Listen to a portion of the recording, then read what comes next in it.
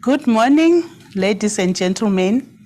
Welcome to our third and final day for this virtual technical update. I really hope that next year it will be different. We'll be meeting physically, but now they say hybrid is the way, so it might be both physical and online. So you are really welcome.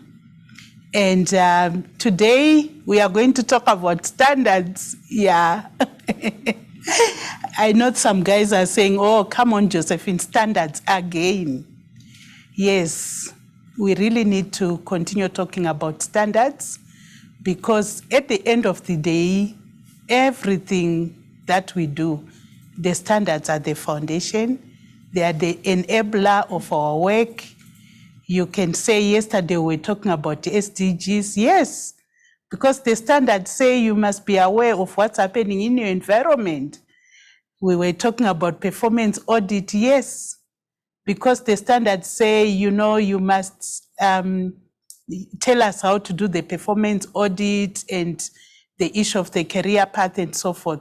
So there's nothing that we can talk about which is out of the standards.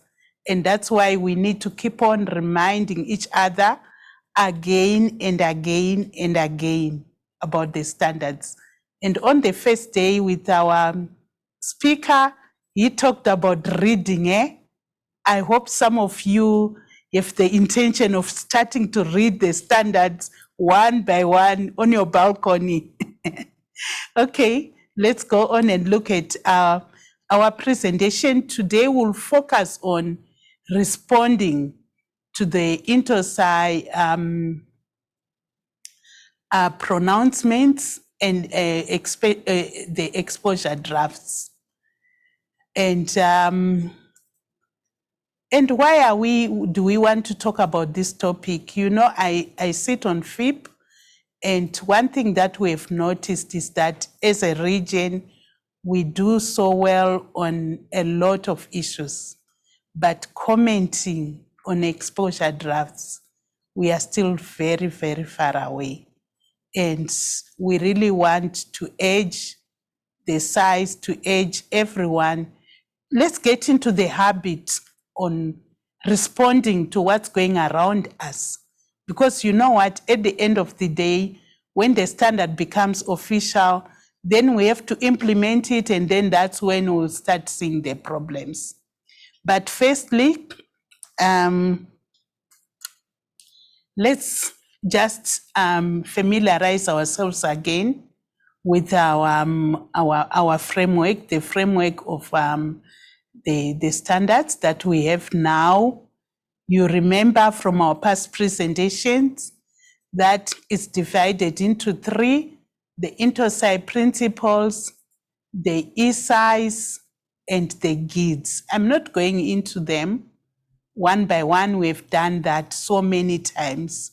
And like I said, I really urge you, maybe you can start from the Lima Declaration and start reading one by one. Set aside time for yourself to be going through the standards.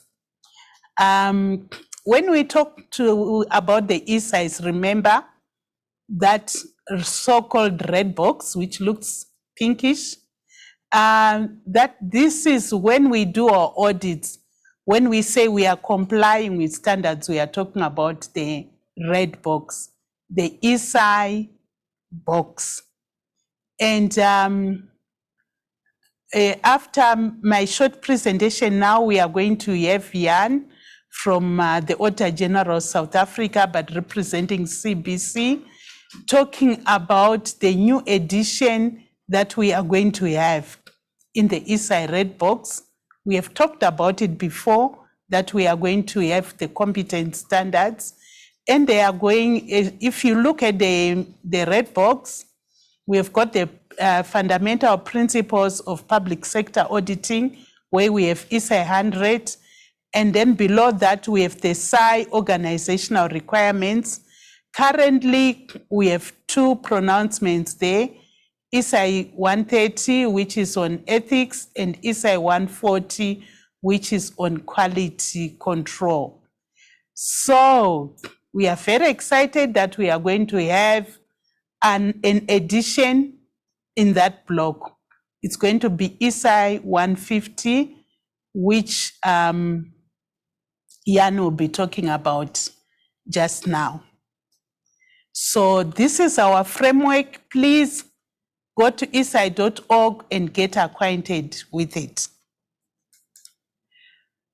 So I just want to step back and take you briefly into the whole due process for the INTOSAI professional pronouncements. Because we are talking about that, we need to comment, that we need to respond. Maybe someone is asking, when should we comment? When should we respond? Let's briefly go through the due process. So it starts with the SDP. This is the document which is produced at every INTOSAI, that is every 3 years, which is the strategic development plan for our standards. So this document will have information of what we will be focusing on during the 3 years before the next INTOSAI. And it will have all the projects that are supposed to take place before the next INTOSAI or beyond. So what happens now? Let's say, for example, I say that we are going to have the competence standards quite soon, which Jan is going to talk about. So the first thing is a team is drawn up. And then that team, the first thing that they will do is to come up with a project proposal. The project proposal will also come, in most cases, after an initial assessment. So the project proposal will be what is it that we want to do, and which other standards are going to be affected. Is it going to be a compliance standard or whatever? So in this case, the one which is coming, the SAI 150, is going to be an organizational requirement. So when this project proposal goes through the process and it's approved, the team then goes to work and they come up with an exposure draft. After coming up with the exposure draft, it also goes through the process. If you go to SAI.org, you'll find details of these processes that I'm talking about. After the approval of the exposure drafts, then it goes to public exposure. So this is where you come in, because when it goes to public exposure for 90 days, anyone, even someone who is not in the INTOSAI community, can comment on this exposure draft. So this is where you come in, and every SAI actually should be involved in commenting on this exposure draft. I would like to say congratulations to the SAI of Zambia. I saw the comment they made on the it's now an endorsement version for privatization. And we discussed these comments on the 5th, and actually some changes were made to that pronouncement because of the comment which was made by the SAI of Zambia. I've also seen the SAI of South Africa commenting on the exposure drafts. The SAI of Rwanda, I think they commented once. So what we are saying is, when an exposure draft comes, let's all come in and let's all comment on the standard, because at the end of the day, it is us who are going to have to comply with the standard. So after the 90 days exposure, the team which has done the exposure draft, they come up with a disposition table, and with all the comments, every comment, no comment is thrown away. And then the exposition table will say what was the comment, from which side or from where, and how is that the team responded to the comment. And if everything is approved, then we come up with an endorsement version. So this endorsement version is now submitted to the INTOSAI governing board, and then we have a final pronouncement. And when it is now a final pronouncement, we'll now see a change in this diagram which I showed you before.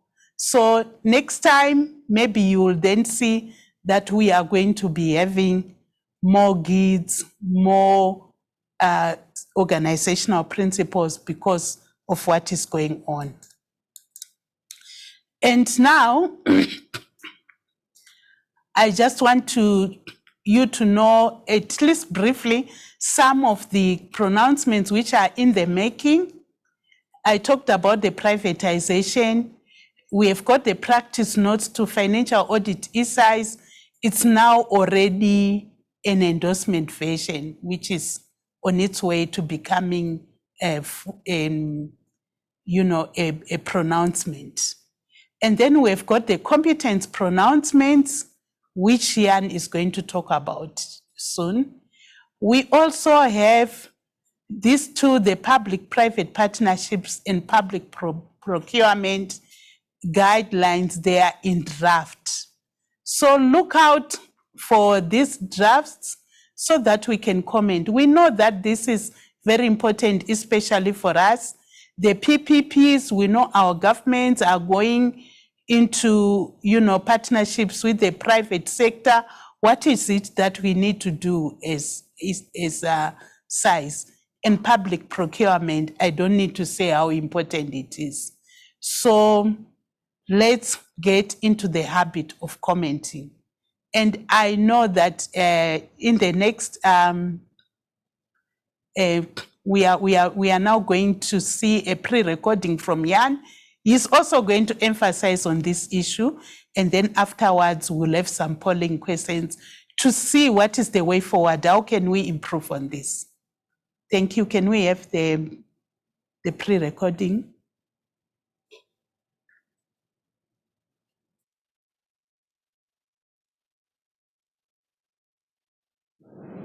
Good morning, ladies and gentlemen, and thanks for the opportunity of joining you on this wonderful Friday morning.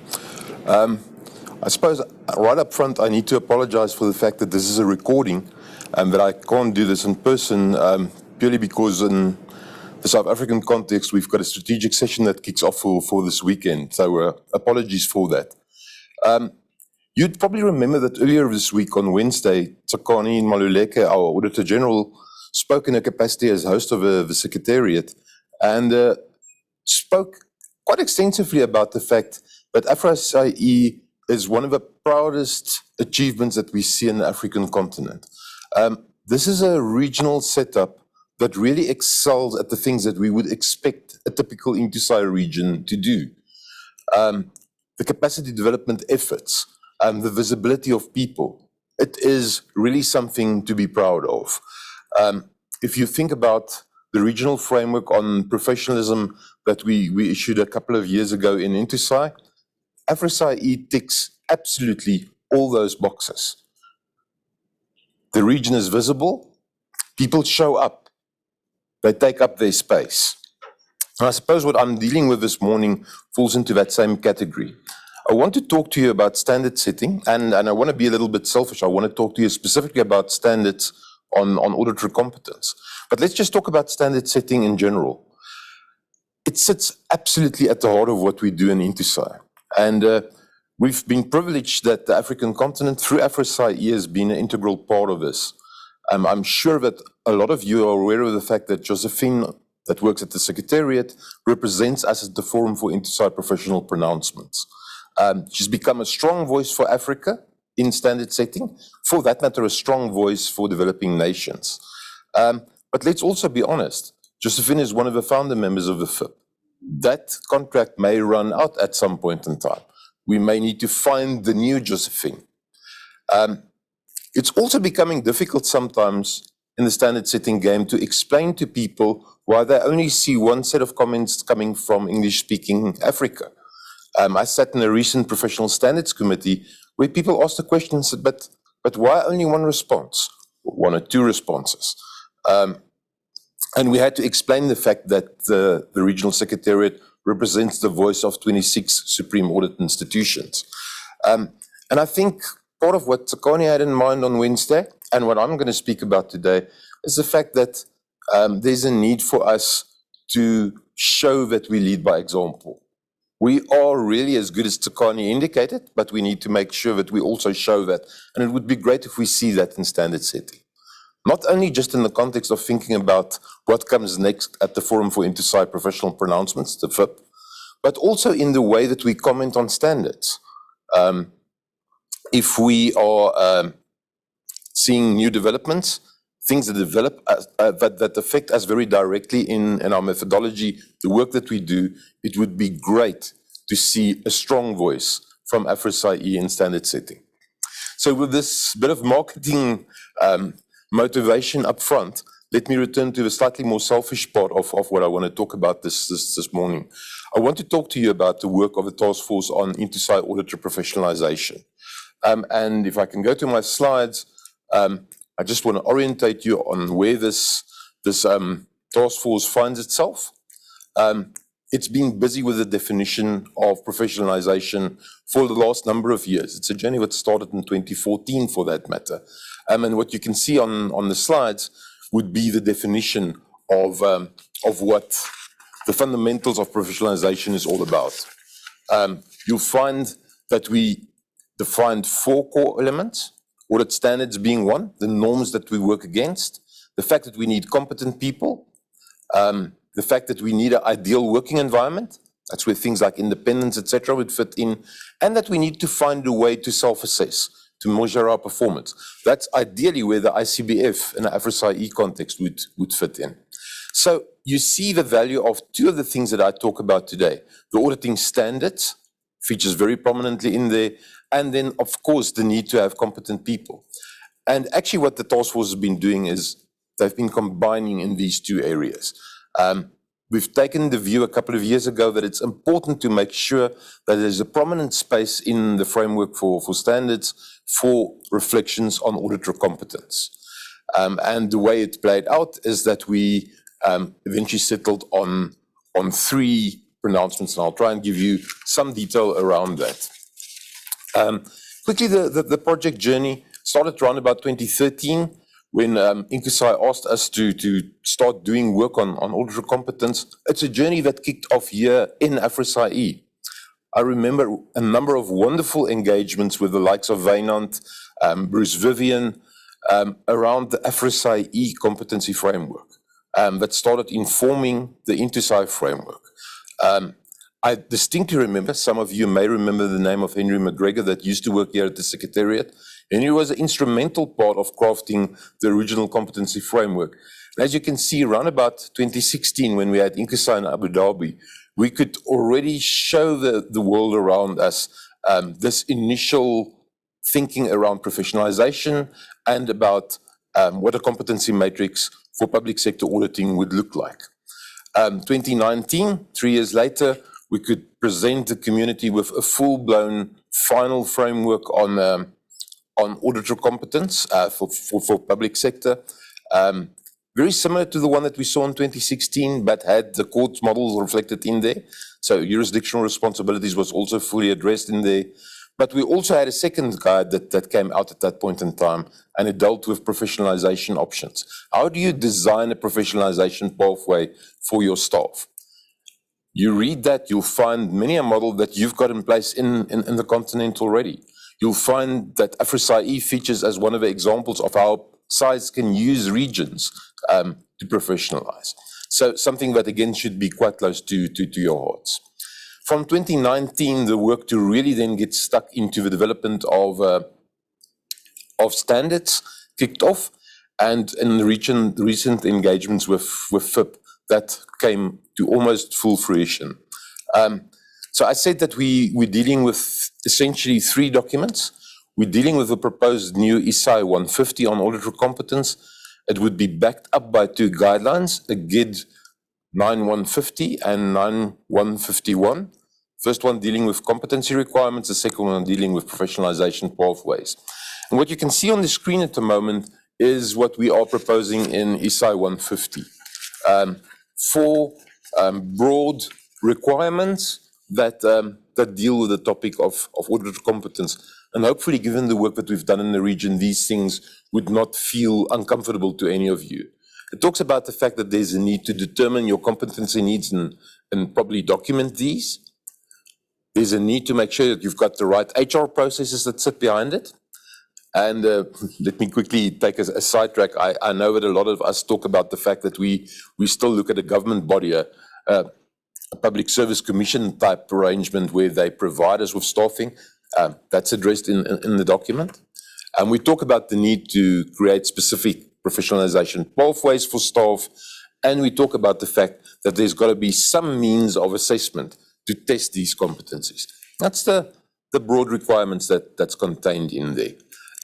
Obviously backed up by application material that gives you the hurdles that you need to clear in trying to adhere to these requirements. The INTOSAI 150 is backed up then by the 2 GIDs. It's a rework of the 2 documents that you see on the screen, the competency framework and the pathways. So it should be documents that's out there. Now, just in terms of processes that need to play out, these 3 documents are now out for public exposure.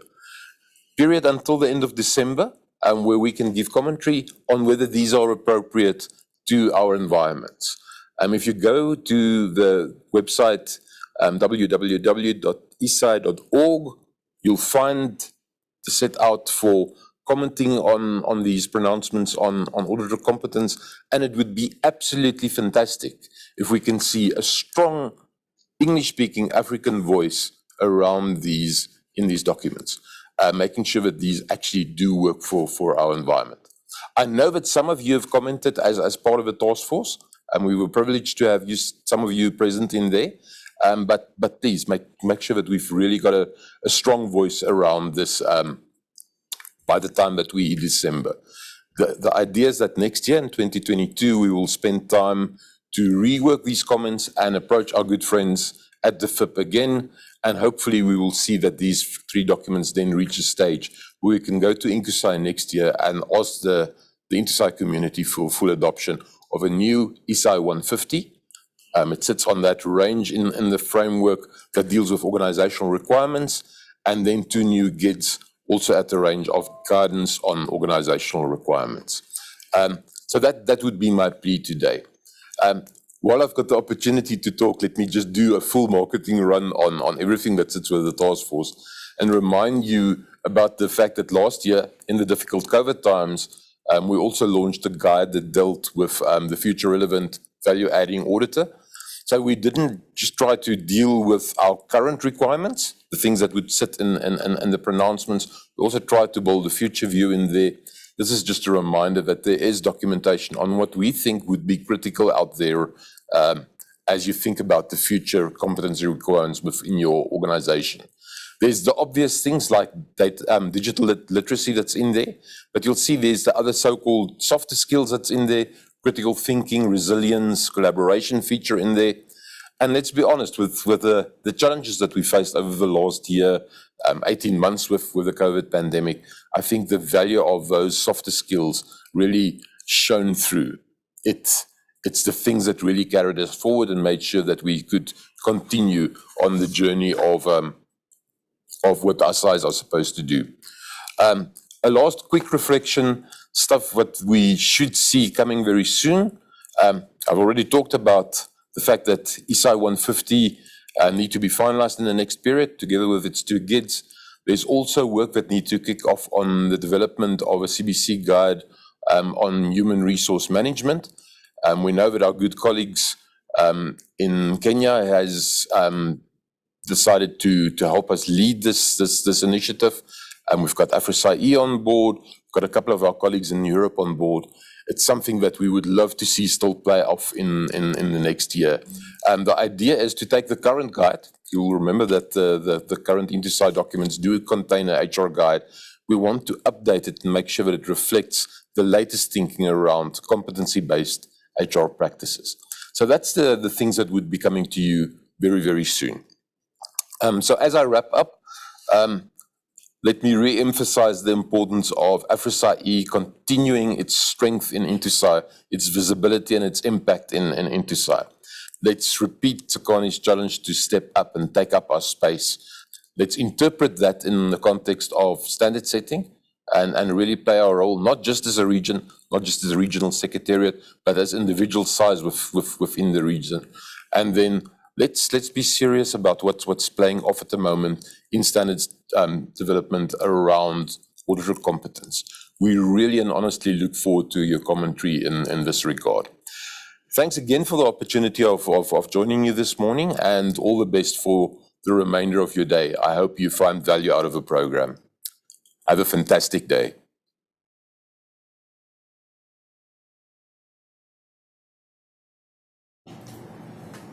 Thank you so much, Jan, for this presentation. And you heard it for yourself, the new pronouncements that are going to come, and also the emphasis on the issue to respond to these exposure drafts. So we have got two polling questions to help us to find out really why are we not responding to these standards. I hope these two questions will help us.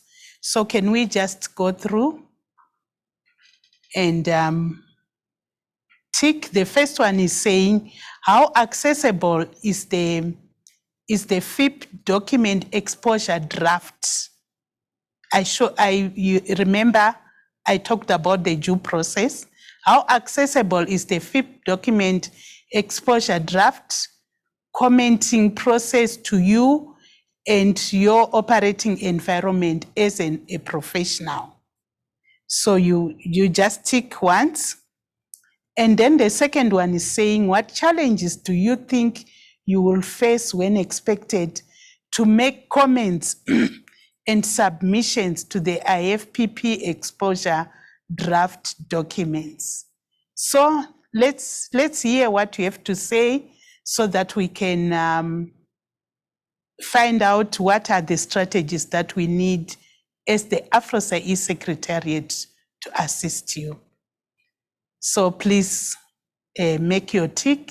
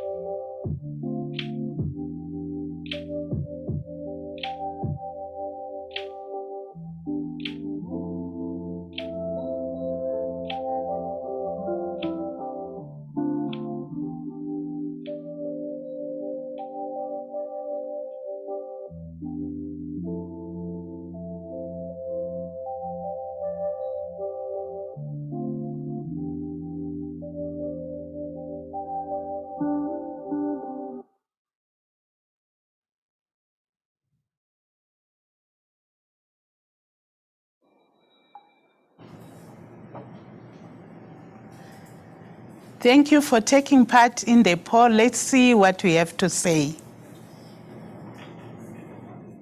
So, how accessible?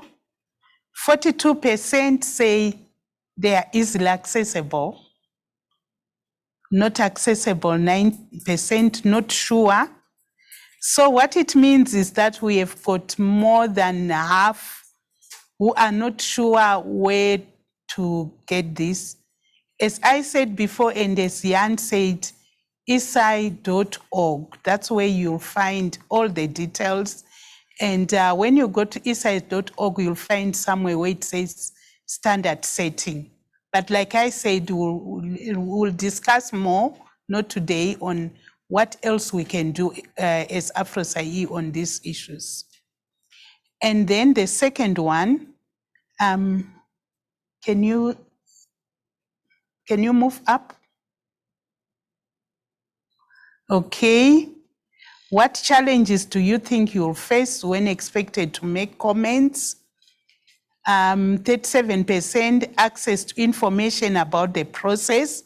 So it's still talking about it's aligned to the first. Duration of exposure draft comment window. We said it's 90 days, which is really 3 months, which you have to comment. Bureaucracy of size structure and lack of personal interest, unfortunately, for 26%. So what we can see from the results of this poll is that definitely there's an issue with the access to the information, so that you know which pronouncements are actually going to go on exposure. And also the bureaucracy of size structure, maybe you are not aware, you don't get the information. So we'll be coming back to you in the new year as AFROSAI-E to say what are the strategies that we are going to put in place to ensure that as a region, as you have heard throughout, AFROSAI-E is and continues to be the best regional organization in INTOSAI. But we cannot maintain that position if we do not actually take part in the processes. So we'll come back to you and on how we can assist as AFROSAI-E, and from the FIP side, how we can alert the different people in the SAI that we now have an exposure draft. And already now we have got these competence exposure drafts. Mariana from the HR angle and Neo from the professionalism, they are already going to be talking with their networks on these exposure drafts. So let's come together as AFROSAI-E and take our rightful role in the standard setting process of INTOSAI. And when we go to FIP, or when we sit on these positions and we see that our SAIs are coming in, they are commenting, really we'll sit up with our heads raised high and be very proud to be coming from the AFROSAI-E region. So thank you so much. It's not the last time you are going to hear about this topic. We are going to be drilling more and more on this issue.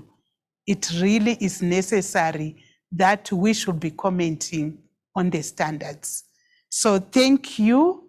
And now we are going to have Frederick and Hannah, who are going to talk about the data-driven SAIs. So stay put, don't go anywhere. Thank you so much.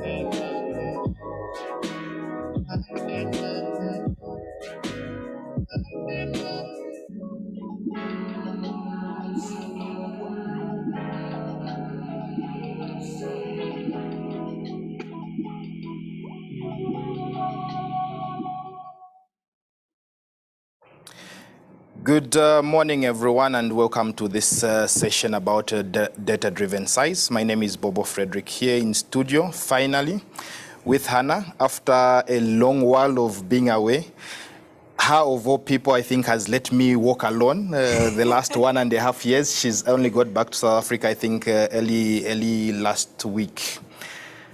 Welcome. Thank you very much. It's great to be back in Africa. Like Frederick said, I'm Hannah Noorderhaug, and we are the IS audit managers of AFROSAI-E, but today we'll not be talking about IS audit, we'll be talking about data. So we have a presentation for you, and we have developed a new guide, which is called Becoming Data-Driven SAIs. And being data-driven means taking an approach, a strategic approach where the decisions you make are based on data analysis and interpretation. And we feel that this is very important to SAIs to use data more in our audits. So last year, we conducted a study into implementing big data into public audit, and we'll recap the key message from there because that formed the basis of this new AFROSAI-E guide. And we'll highlight some of the points from the guide as well. But more interestingly, we'll be hearing from SAI Kenya on their new data science initiative. So I'm not going to reiterate all the objectives of the studies. We were commissioned to speak about big data, but we feel that big data is not that relevant for our region. But any data analytics is. So the key message that we derived from that study was we need to put data on the agenda. That means developing strategies to become more data-driven and really assess our internal capacities, our people, processes, and technology, and to assess how we can derive value from data analytics and how to implement it in our audits and increase the coverage. So the new guide is really talking about this, the direction and impact of data analytics, how to implement it into the 3 types of audit, what the desired impact should be, and really identify risks that we must address to achieve our goals that we set out in our strategy. So these are the main elements of our new guide: how to develop a strategy, finding out what data is available in our countries. And I think for financial audit, especially for those countries that have IFMIS, is a little bit easier, but performance auditors tell us all the time that they really struggle to find quality data that is machine readable and reusable to use in their examinations. So we feel that becoming data-driven is a process that involves the whole organization. So it's key to assign clear roles, to say who's responsible for what and how we best can use that data. And we also need to assess our competence requirements. And this speaks to the HR portion of this. What capabilities do we have in-house now? How do we develop training programs for our staff, and how do we recruit for the future? And we know that also technology and infrastructure is very important. What do we have now, and how do we scale to the desired level? And are there affordable options out there that we can utilize? So over to you, Frederick. Thank you very much for that brief on the guide for becoming data-driven. And like Hannah said, I think The consistent message, of course, throughout the technical update and also I think throughout the year is that SAIs have a lot of data that they come across. And I think we need to really have a deliberate response as SAIs. We really need to be data driven. What data do we have around us? How do we harness it? How do we actually add value to the citizens in living the principles of ISAI P12? So, and how do we also ensure that we are having more effective, more efficient audits by the use of data that we have? And of course, I think the other key message, and we always discuss this when it comes to the big data challenge that everyone keeps talking about. I think it's become a buzzword that everyone just keeps talking about. Okay, yes, big data, what should we do? But I think the biggest principle that we've been talking about is that SAIs just need to become more data driven. So when they are data driven, of course, they are ready to take on any challenges, including big data should it come to that. So hence this guide, I think, is talking to that, and we really hope that the SAIs will be able to use this. And like I said, I think the strategy around data should really be deliberate, and I think strategic shouldn't be accidental. And to also just reflect on this guide, we have 2 SAIs in the region who've got data departments, which I think is very important. It's a first step. We've got AGSA who's given us input to our guide, and we've also got OAG Kenya, which is also giving input to the guide, and also graciously accepted the invitation to also come and share about their journey, I think, to also become data driven and also talk about what they are currently doing, what are their future plans. And with us, joining us from Kenya is the director of audit in IS Audit, and who data science also falls under, and my good friend David, I hope you are online. Yes. Welcome to the session, and please, over to you. Thank you, Fred. I think you can see me. Fred, can you see me? Yes, now we can see you very clear, and we can see you're working from the office. Please go ahead. Yes. And I hope you can also see my presentation. Yes, we can. You can just put it in presentation mode and go straight into it. Yeah, just a minute. That's perfect.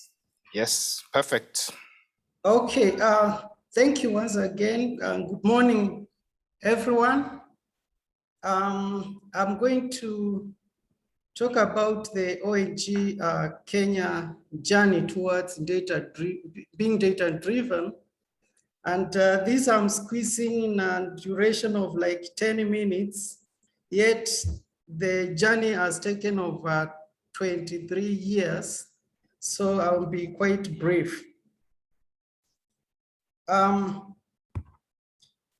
discussion points are why data-driven, our journey, what are some of the lessons that we've learned, and what is the future outlook like? Why should a SAI be data-driven? When we are talking about being data-driven, we are saying that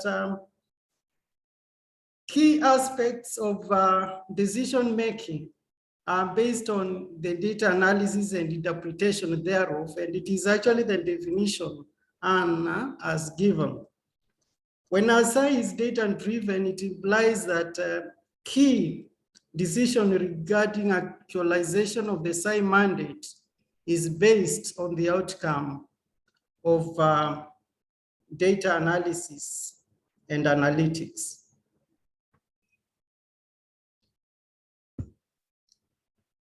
For Kenya case, what was our justification to go this way? We know that auditors are generating huge chunks of data, especially if you have IFMIs like ourselves in Kenya, then data is huge. When you do data analytics and you make strategic decisions based on the interpretations thereof, it means you are enhancing the appropriateness and sufficiency of audit evidence, which is key in drawing conclusions. And then we know that there is proliferation of analytic tools out there, which auditors should make use of to get insights and useful information for decision making from data. So when did we begin? I remember in 2003, AFROSAI-E invited us, SAI Kenya, for computer-assisted auditing techniques. And during that workshop, we were taken through data analysis and analytics using SEL.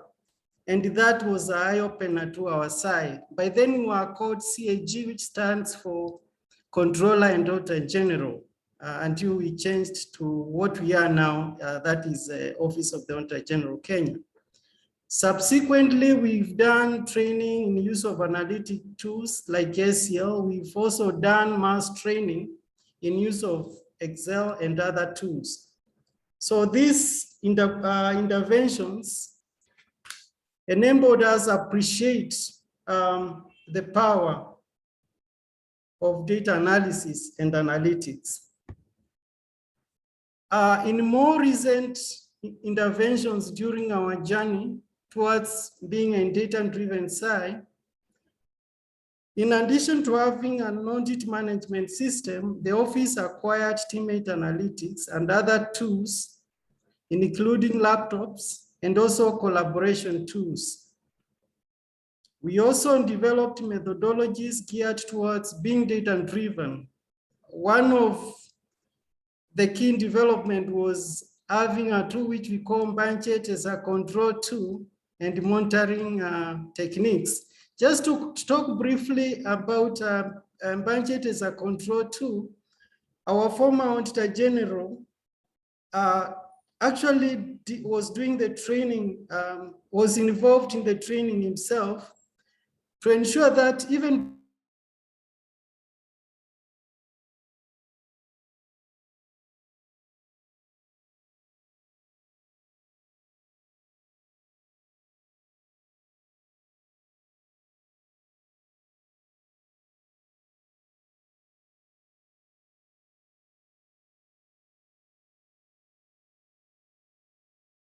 on the analytics tools was done, and also the methodology.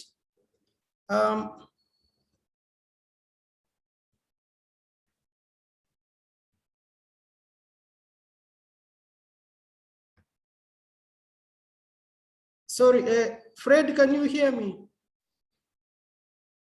Hear you now, David. We lost you for a minute. Yes. So if you want to just share your slides again. You can't see them? No, we can't see them now. We can see you though, and we can hear you. Sorry for that. I think the internet became unstable. That's fine. That's fine. Okay, so we can see, just put them in presentation mode and you can continue. Thank you. Is it okay now? It's perfect. Thank you. Good, thank you. Sorry, attendees, for that. So recently, we got a new Auditor General, and when she came on board, because of our vision for us being a data-driven SAI, she immediately constituted the data science team, and she gave us a clear mandate. That means the objective of our team is clear. This decision, we can attribute it to our prior experience in data analytics and our vision for data-driven SAI. So what is the mandate? The data science team performs data analysis and analytics. We collaborate with other auditors, performance auditors, financial auditors, forensic etc., for further investigations of the results of analytic work we do. We also assist these auditors with advanced data analysis. We also identify and develop standards and procedures to test data, and also we identify algorithms which can be applied on the data to make inferences and to extract key information from data. We also identify what are our key data sources and how can we bring this data to the computer in a format that can be analyzed. We also perform research on matters relating to data science. As you know, this is a huge, wide area is so far as computer science and data analysis is concerned. I cannot talk about all the achievements here, but let me highlight just very few. One key achievement that we've done or we've meant is that we've been able to analyze the IFMIS data and gotten valuable insights, which we've shared with financial auditors and also other auditors, and they are currently focusing on those insights in the current audit cycle. Further, we've analyzed IPPD data. For those who are wondering what IPPD stands for, in a layman's language, this is a system used in Kenya to manage payrolls. So after analysis, this has led to identification of trends, patterns, and risk areas. And as a result, the Auditor General was able to identify a subject matter item which all the auditors must look into in the current audit cycle. Well, as a result, we think she has been able to give better recommendations on enhancing controls on the payroll systems. What are some of the key lessons we've learned? There should be support and clear direction from top management. And change should be gradual. Don't wake up one day and say, today I'm data-driven as a SAI. It should be gradual. Put proper structures, train people, acquire the tools, and so on and so forth. And also proper communication about what the objectives are. So what is the future landscape looking like? We think going forward, artificial intelligence is going to be embedded in matters data analytics to make being a data-driven SAI even more productive. We are witnessing increasing sophistication of data and a growing need of accountability information, which is a wake-up call for SAIs to be ready.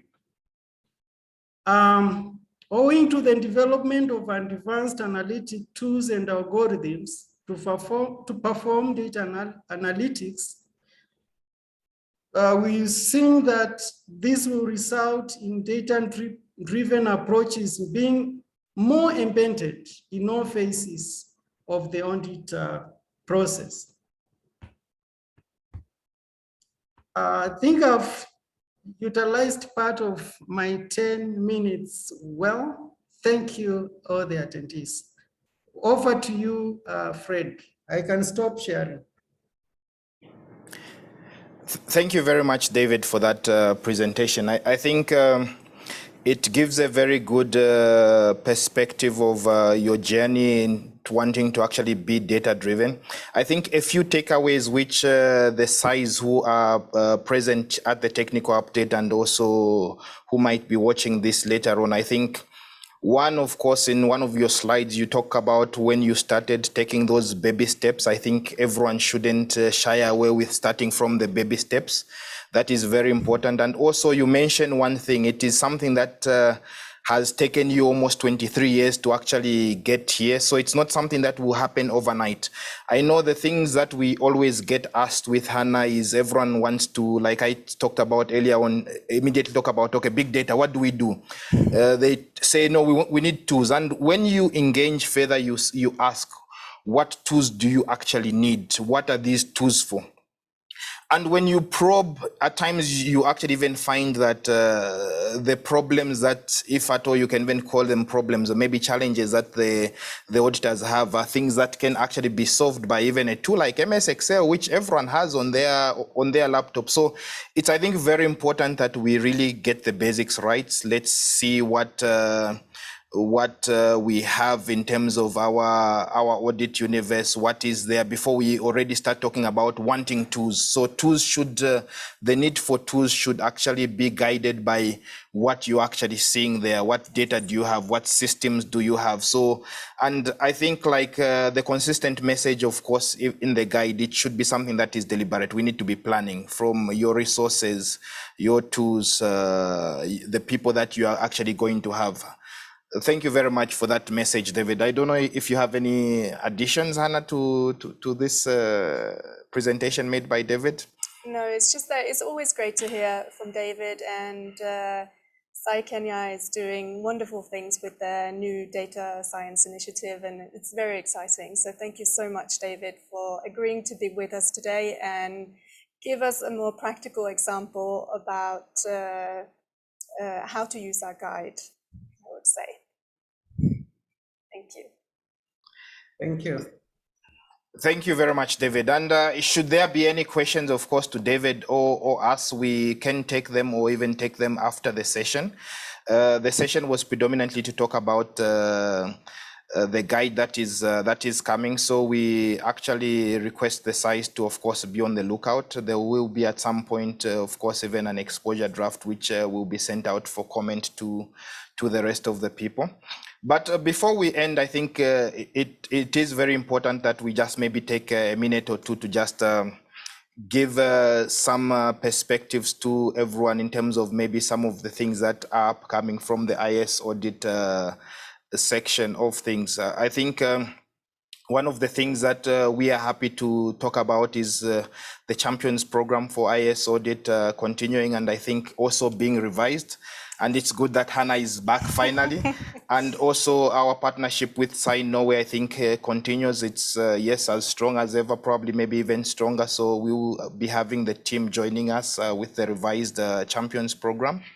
Then also another guide that will be coming up, I think, more or less next year, is that on cybersecurity.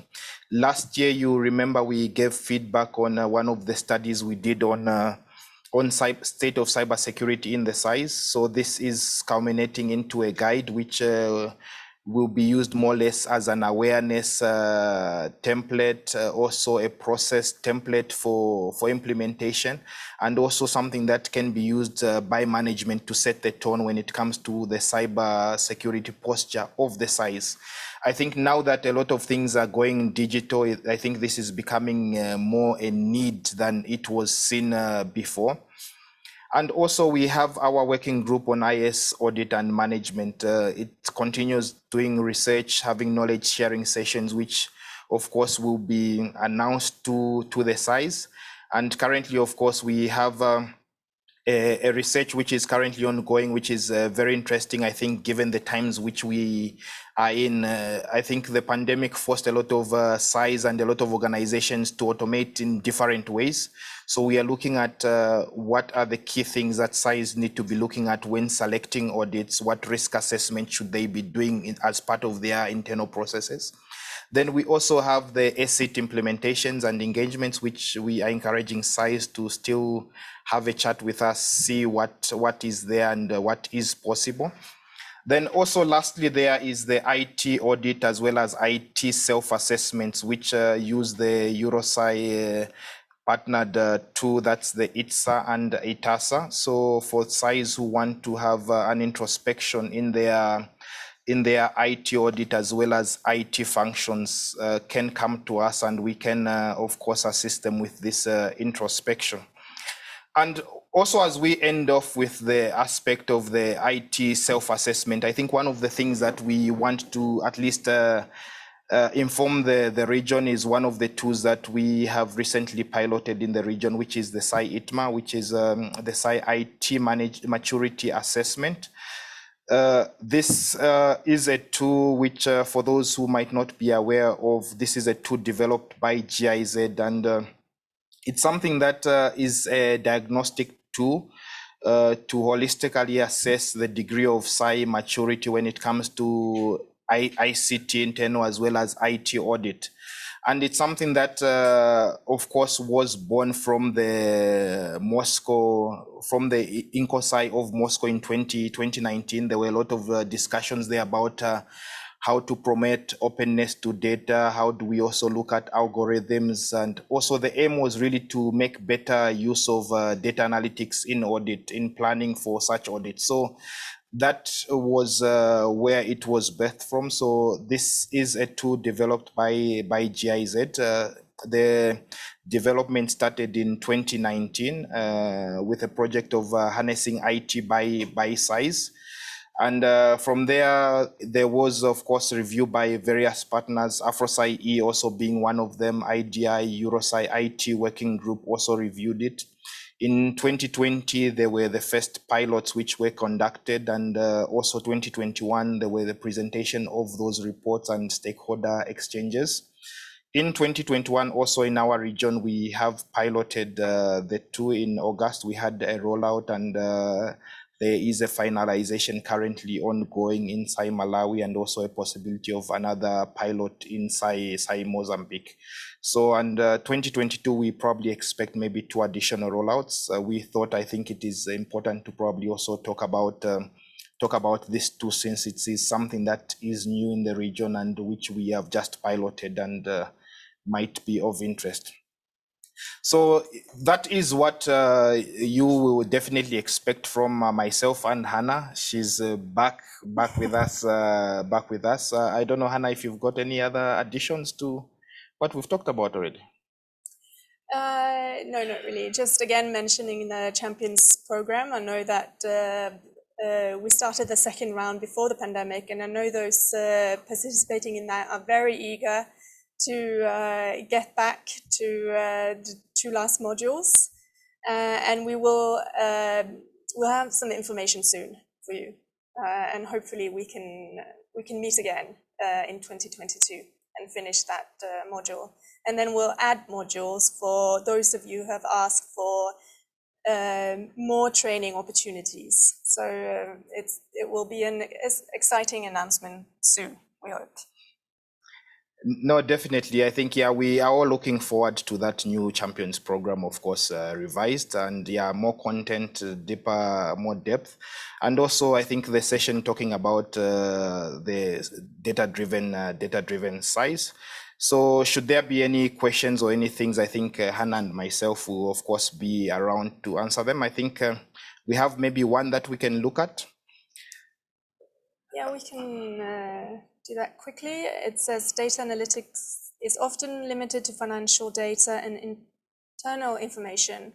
What is your opinion on the use of unstructured and qualitative data? Well, our opinion is yes to all data. I mean, it's a bit trickier, of course, to analyze unstructured and qualitative data, but it is possible. If you have that available to you and are able to analyze it, then go for it. Absolutely. No, definitely. And I think there is also a comment about need for top management support, I think, in a data-driven SAI. I think definitely we cannot, of course, overemphasize.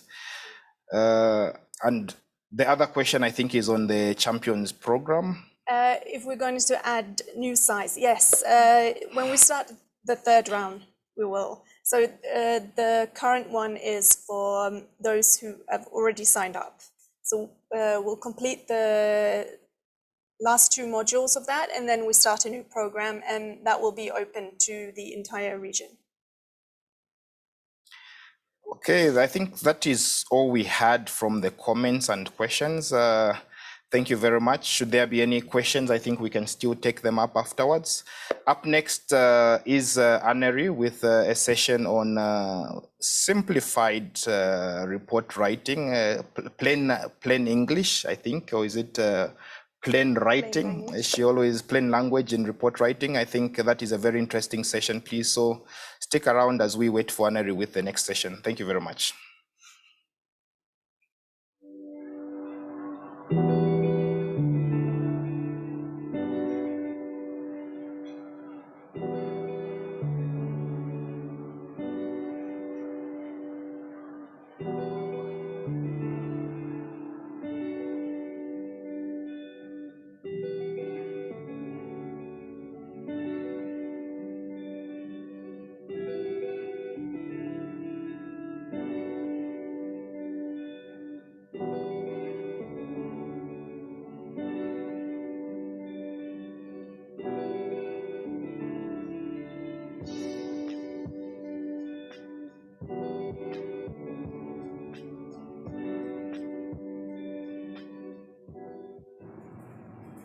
Good morning, colleagues, or afternoon in some cases. Thank you so much for joining us this morning.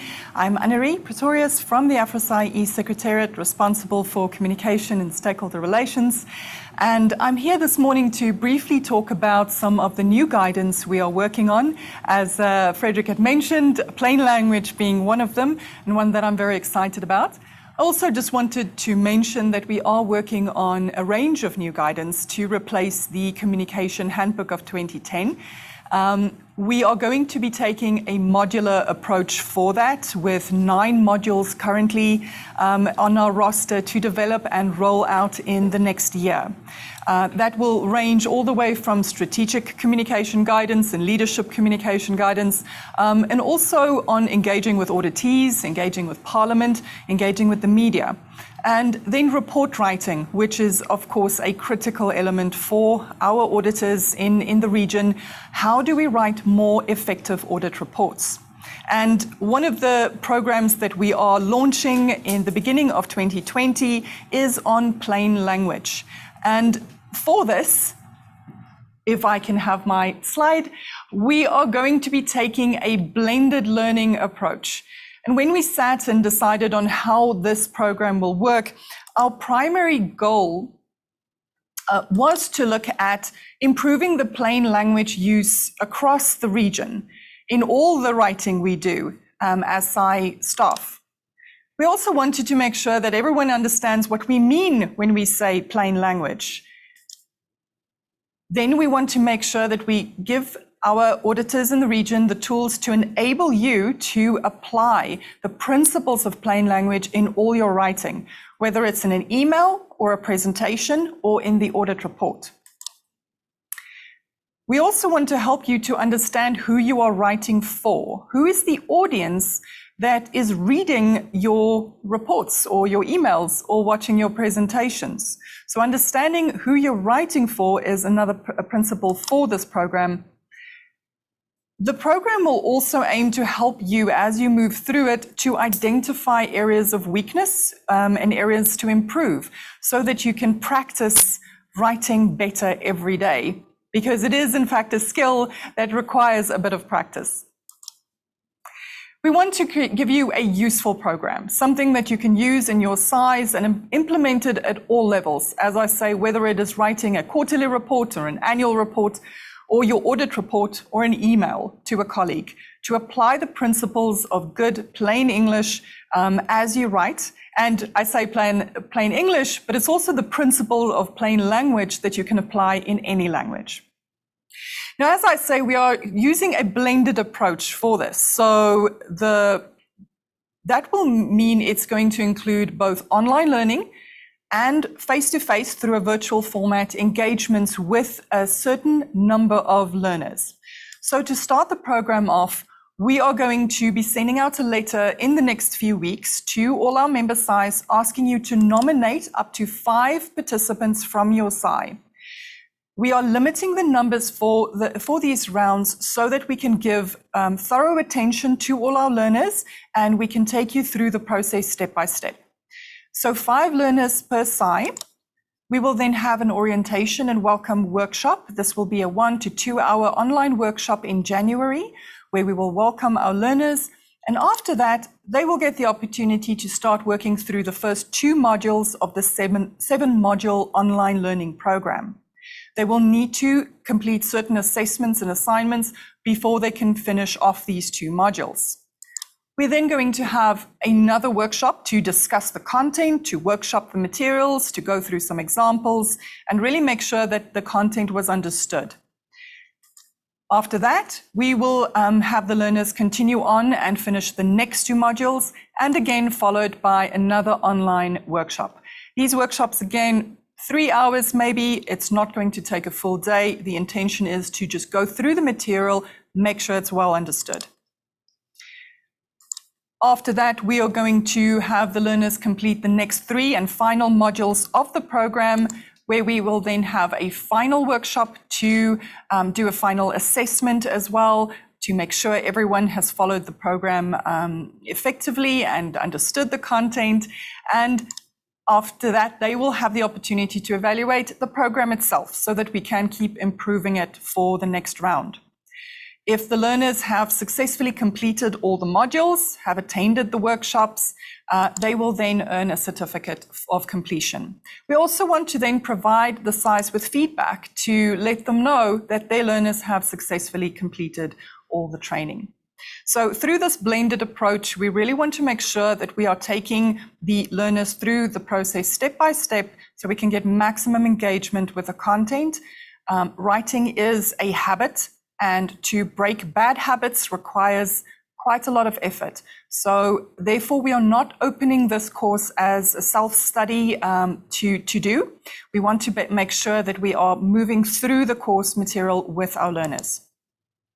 The 7 modules, very briefly, will include a module on what plain language is, again, to create that common understanding. To talk about the audience, who are you writing for and what is the purpose of your writing? Then we're getting into the simplification, first simplifying your words and then simplifying your sentences. Then we look at readability, particularly the content. Is your content as readable as it can be and should be? And then also the format. Is the format helping your document be as readable as it can be? And of course, quality, always looking at quality. So the last module is going to be testing and editing for quality. So the first round, as I mentioned, is going to kick off in January of this year, of next year, 2022, and it will run in 3-month cycles. So our first group of learners should finish the first rollout by end of March, whereafter we will do an assessment and then announce the intake for the next round. So if you are not nominated for the first round, don't worry, we will be having these on a continuous 3-month cycle, so the opportunity will come to you.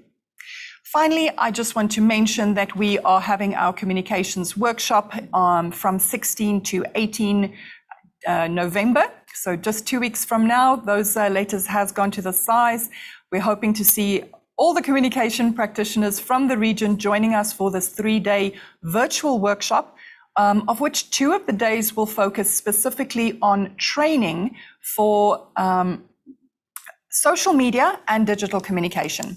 So this workshop is going to be quite crucial for this modern age where we really can't avoid the importance of social media and digital communication. So please do get your nominations and registrations in for that. We are very much looking forward for the next couple of months as we start rolling out the modules of our communication guidance. We will be doing them module by module and different tools at a time, not all at once. So please keep an eye out. We will be communicating this to our members as they are available. This is not intended only for communication practitioners. It is helping every employee in the organization to communicate better and to strengthen your relationships with your stakeholders. So we are looking forward to that, and we will keep you updated on the progress. And with that, with my very short presentation, I want to then introduce the next session. Unfortunately, Mariana van Nkau could not join us this morning, but she's prepared a pre-recording to talk more to you about the HR assessment tools, which is a very exciting initiative that started a number of years ago, and we are really seeing the results of that now. So with that, if I can ask that we share Mariana's presentation. At the end of it, you will also see her contact information. If you have any questions on that, please do share that. And then while the video is playing, if you have any questions or comments regarding the communication and plain language course, please pop them in the comment box and we will address them at the end of the video. Thank you. Welcome to the session on AFROSAI-E's HR assessment tools.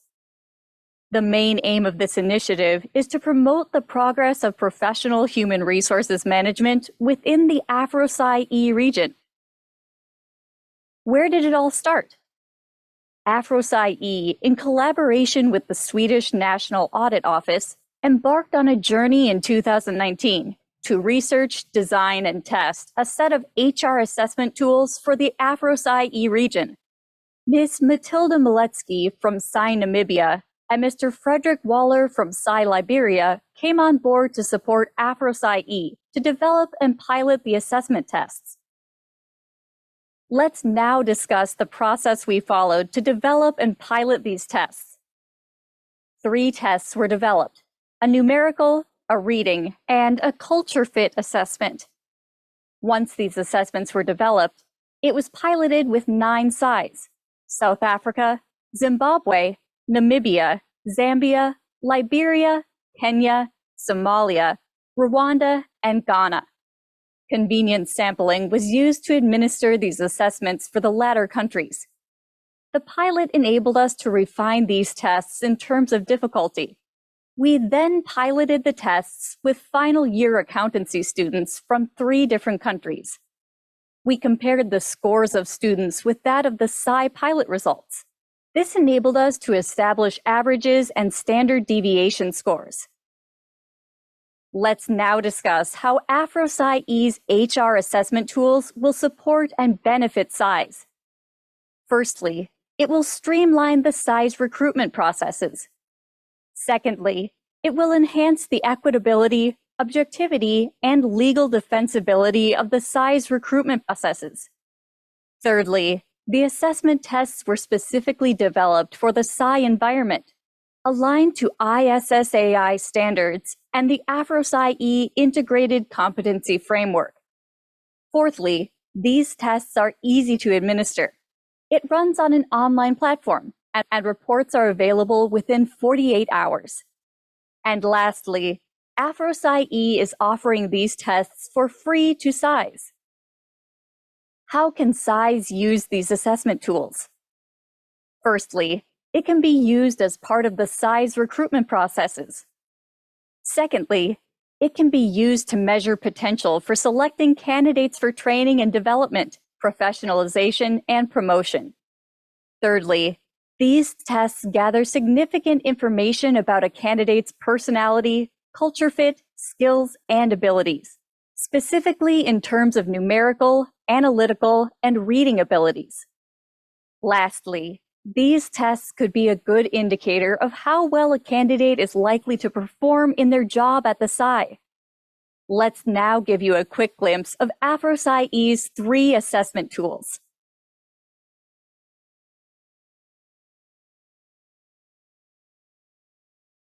The first test is a numerical assessment. In this section, candidates are presented with data that requires analysis, calculations, and interpretation. This section has tables and graphics, and candidates must review these and select the correct answer from the available options.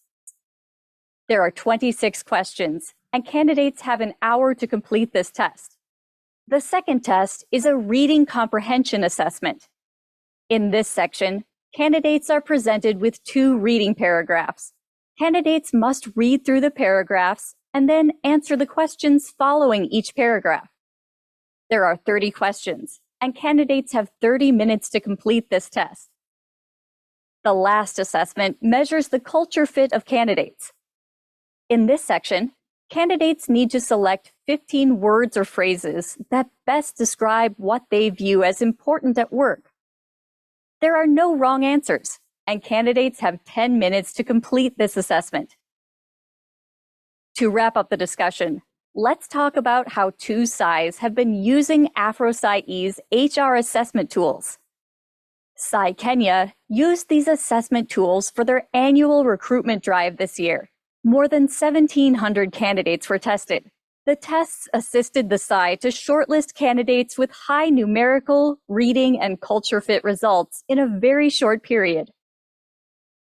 SAI South Africa used the assessment tools to select scholars and students for their bursary program. These tests were sent to more than 600 applicants across the country and assisted the SAI to shortlist potential candidates for their bursary program.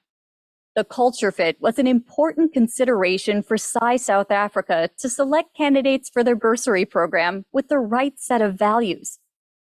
For more information about AFROSAI-E's assessment tools, please contact Mariana at mariana@afrosaie.org.za. 3, 2. So as I said, if you've got any comments or questions on that presentation, please do email Mariana. I'm sure she'll be delighted to hear from you and answer any questions that you might have. I do see one question that came in while the video was playing that asks if that writing is a reflection of a thought process, thus there will be a module, if there will be a module on critical thinking and process thinking, the objective of reports are to convey the thinking and decision-making process. And I'm very glad you raised that. I also want to encourage all our colleagues in the SAIs, if there are key issues that you feel should be incorporated into the guidance, the advantage of taking the modular approach is that we can keep adding to it. But in specifically on this question, I am also joined by Nikki Caniglia here, who will be taking on the next section. And I wanted to mention that this is very much a holistic approach we're taking. So when it comes to writing audit reports, it's not just communication in plain language, it's obviously the audit side as well. And we did have an effective report writing workshop earlier this year with our colleagues, where we spoke about things like audit planning and root cause analysis. And I want to just mention that, yes, it is a critical think process, and that therefore we are also combining the guidance with the guidance that you'll be dealing with in the FAM and the CAM rollouts, particularly on the financial and compliance audit side, since that is an area that has perhaps not gotten as much attention when it comes to simplifying the writing. Nikki, are you excited about incorporating writing? Thank you, Anne-Marie. Good morning, colleagues. Just on that, when it comes to integration, I think it's a big issue, especially at AFROSAI-E. And as you're talking about the issue of the webinar that we had in terms of integrating, and especially when it comes to those reports, and we know with our Parliament to say they are more interested in the executive summary, you know, and when we come up with those executive summaries, we need to make sure that the language, the way we define those findings, we make sure that it is in a plain language for them to also understand, not just the technical jargon. Absolutely. And I've noted one of the comments as well about the risk of oversimplification. And I do just want to stress that in the end, what we're saying is that while we want to make sure that the audit reports, the methodology, everything is reflected perfectly, accurately, in line with the standards, as SAIs, your job does not stop after you've done the audit. It stops only once you have conveyed your messages to your stakeholders, the parliamentarians and the citizens, and they've understood it. So the value of good executive summaries, citizen reports, graphic audit reports, those are really crucial and part of what we should be doing as SAIs. So we're looking forward to working together, and we are looking forward to providing you with more guidance on this area in the next year. But with that, my time is up, and I'm going to hand over to Nikki to talk to you, and with some colleagues joining us from the Global Fund and a little bit later CIPFA, on the audit of donor funds and the audit of infrastructure. So Nikki, with that, please take it away. Thank you so much, Anne-Marie, and good morning and good afternoon, wherever you're joining us. And welcome again to the last day of our technical update. It's good to see some of the familiar online faces. I must say it's been an incredible week. And with this session, we'd like to shift our focus to more of our upcoming activities that we have. And with that, we'll focus more on the audit of the donor funds. And you'll recall that there's been a huge discussion, not just at a regional level, but also at the INTOSAI level when it comes to the audit of donor funds. And with that, some of the issues that has been raised in the recent webinar that was conducted by the INTOSAI was more of the two questions that they were trying to deal with. And the first one was that how can the INTOSAI actually help the SAIs to promote the relations with the donors? And the second one was the issue that how can then the regional organizations such as AFROSAI-E also help promote those relations with the SAIs? And I'm glad that even before that, in 2017, as AFROSAI-E, we decided to sign a memorandum of agreement with the Global Fund, where we're trying to bridge that gap between the SAIs and the donors. And with that, the idea is that we basically want the SAIs to actually audit those audits, so that those global fund audits, so that at the end of the day, there is a ripple effect when it comes to those reports, because they are being discussed in Parliament and they are getting the necessary attention. And in order for us to also get there, we need to make sure that we align the donors' requirements versus our own mandate and the systems that are in place. And with that, to just dissect that issue, I am joined by, other than the Inspector General of the Global Fund, Ms. Tracy Stein. And you know, when I was going through her bio yesterday, I was very amazed that she is the first woman to hold that position of the Inspector General.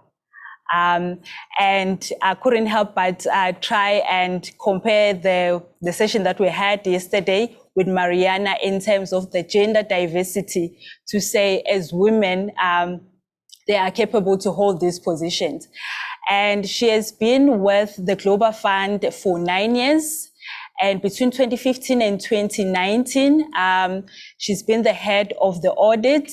And prior to joining the Global Fund, she's been the head of the investigation in one of the biggest European banks. And I'm glad to tell you that she is a fellow member of the Institute of Chartered Accountants in England and Wales, as well as the Chartered Institute of the Internal Auditors. So over to you, Ms. Tracy Staines. Thank you very much. And that's a lovely warm welcome for us here in Geneva. So I think you're right in saying I'm the first Inspector General who's a woman, but I'm hoping not to be the last. And certainly I'm sure there are people on this call that would be more than capable of filling those shoes. So hopefully I'm talking to my future successor. I'm really grateful for this opportunity to talk to you today, and hopefully next time we'll be able to meet in person. I know a lot of my team are itching to get back out on the road and travel, and so I really hope the next opportunity we get to talk will be maybe face to face. But before I get started on what we're going to talk to you about today, I just want to say, because sometimes you sort of forget when you're presenting in these ways, I just want to say a huge thank you to the SAIs for what you do. I think whether we work formally with you or whether we work informally with you, your feedback, your inputs and your intelligence on the ground is so important to us. And I just want to say a huge thank you, and also to the AFROSAI-E community and secretariat as well, just for all of the support that you give us. We always really like to work with you. I think the pandemic and the move to remote working has really confirmed how important the SARs are in country, both from a sort of country perspective, but also from the Global Fund's perspective. And I think it's been a wake-up call for us here in Geneva about the need to really formalise those working arrangements and to really take advantage of this moment in time where we need to perhaps rethink how we collaborate. So just moving on a little bit, I wanted to give you a very quick flavour of what the OIG is and what we do. And the next slide is going to show you a little bit about what we do in the Global Fund. So our purpose is to safeguard the Global Fund's assets, investments, reputation and sustainability. And that's quite a tall order. I mean, we have a huge amount of funds going into countries. Some of those environments are fairly risky. And so it is a huge job. And that's why we need all the help we can get. We're around 52 FTE. That number is increasing ever so slightly in the future. And we've got three main units, audits, investigations. And then we've got a central team that really holds everything together, that does a lot of our communications, that does a lot of quality assurance, and also helps us to communicate the reports and the work that we do at the OIG. And what do we actually produce? Well, we produce audit reports. You'll see those on the internet. We also publish investigation reports. We do some advisory work as well. A lot of that is published, but not always. And it really does depend on the sort of nature of the report and the agreement with the client. But we also do a lot of training and outreach. And many of you may have been on a webinar recently, or one of our webinars where, you know, we talk about sort of very key subjects to us. So, for example, the increase in opportunistic fraud under the pandemic.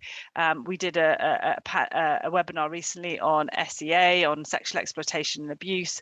And so those are the things where we kind of regularly have interactions with SAIs, with LFAs, with different partners in countries.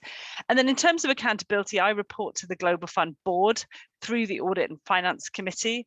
And so that gives us an incredible amount of independence. And I know SAIs are sort of very familiar with the notion of independence, but we're more like actually an SAI in terms of structure compared to maybe a traditional internal audit team.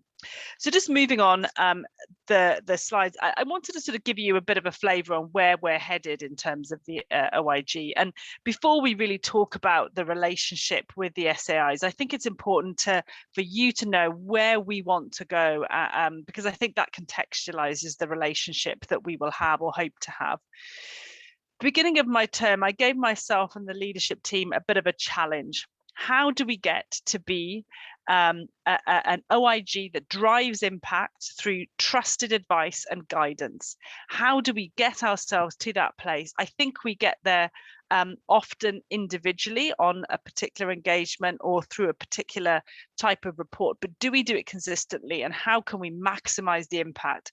So it's not just about providing assurance perhaps on the financial amounts, but also around the performance of the grants, the operational risks, the reputational risks, etc. So really talking about how we up our game. And this slide talks about, you know, and those of you might be familiar with it, this is sort of a take on the IIA's maturity model. And it's about talking about how an assurance provider can also be a strategic advisor to an organization, to a business. And so we've broken that down really in terms of how we approach our work on assurance, how we become that problem solver, and how we also then start to generate risks and provide that strategic advice. So I wanted to give you this as a sort of sneak peek about what we're going to be doing over the next 6 years. And each one of those components is critical. You can't be the strategic advisor if you're also not doing your core mandate, which is the non-negotiable part of our mandate, which is providing assurance. You also can't get to that lofty height without being someone that can solve problems, that can understand the root causes, and can start to provide data-driven insights. So each one of these components is really important, and you can't do what we want to do without you know, really achieving the goals of each of the components. And what we've done is we've focused our strategy over the next 6 years on 4 key areas. So firstly, maintaining that core assurance, but also with a sharpened focus on risk and impact. And what does that mean? It really, as I said, talks about going above and beyond just the basic assurance provision, but also doing this additional sort of, you know, generating insights and problem solving that we know is inherent in our grants. I think we also need to look at evolving our definition of impact and making sure that we're not just coming up with remedies that just add burden and add bureaucracy to our grants. And then by doing that, we also need to have a very high performing team that is nurtured, that is able to speak truth to power, that can come forward with problems and issues without any fear of retaliation or being, you know, or having to worry about independence. That's something that we really do need to work on regularly. And then lastly, it's about, for me, also demonstrating a return on investment. I'm sure the auditors, as auditors, you are very familiar that you're a cost center and that, you know, we often get perceived as not the ones adding value. I want to turn that argument on its head and demonstrate that the OIG actually does bring a huge amount of value, and that we can demonstrate you know, why and the compelling reasons why we have an OIG. So moving on to what we said that we would talk to you about. we put it there in very big, bold writing. SAIs are so important to the OIG, and I can, testify personally, but then so can my team, about how important working with SAIs are. I think each one of our audits is enhanced, is improved, is really made much, much better and stronger if we work with the SAI in the country. And I think we can always draw that direct correlation between the two. You are the cornerstone of public financial management in the country, and you can't have sustainable PFM without a strong SAI. And I think, from our perspective, when we work with strong SAIs, there's always a direct link then to how strong the financial systems are in the country. And you should be very proud of that. I think we're also extremely keen to, look at how you do what you do, how we can, benefit from what you do, but also how we can learn from you as well. I think from our perspective, one of the key things that working with SAIs brings to the OIG, very selfishly, is that country context. We have to audit in over 100 different countries, and it's impossible for us to have someone or from that country or an understanding of the reality in the ground. And that's where, your input, your intelligence on the ground is so important to us. It also helps contextualize a lot of the findings, and that's really important for us. I think one of the things I mentioned in my November 2021 board report to the board is that while the pandemic has given us many challenges, it's also brought into sharp focus how important SAIs are to the Global Fund model. And I think that's something that we recognize that we can do a lot more of when it comes to working with SAIs. I think the whole Global Fund has realized that we need to do a lot more in terms of working with SAIs. I think working with SAIs is cost effective, as we say. I think there are cost value efficiency gains to be had, but we also need to be mindful of the capacity and the availabilities that you have. We are committed to working with all SAIs that are willing to work with us. We don't have a favorite list. We, genuinely want to make sure that we are reaching out to all SAIs, and I'll talk a little bit about, how we're going to do that. And I think, it is really important for us to work with independent assurance providers, and of course you are the very best of those assurance providers. So each time we recognize that you've got major responsibilities, we recognize that you're busy, but I think it is really important, if we can get the opportunity to work with you, then it is super I think constructive and helpful to both parties. So on the next slide, we talk a little bit about our timeline and what we've done so far in this relationship. The work started before 2017. I think you heard that I'd been at the OIG since 2012. Well, I can tell you there was a lot of sort of foundation building in those years, reaching out occasionally to SAIs, but we didn't really do this in earnest until 2017, when we started to pilot a different approach. And that's what we've shown on the slide here. And I'm really proud that we've sort of, mutually contributed to this journey. This hasn't just been the OIG reaching out, it's also been proactiveness from SAIs in asking us to work with you. And I'd especially like to thank the SAI in Zambia, because I think, you served as the first pilot for us. And also, we got a lot of support from the AFROSAI-E Secretariat and wider community. Of course, there were challenges in that pilot, and, we came across a few things that we had to work around, but actually challenges make you stronger, and we really did learn from that engagement, and I think it's really helped us move forward in this relationship.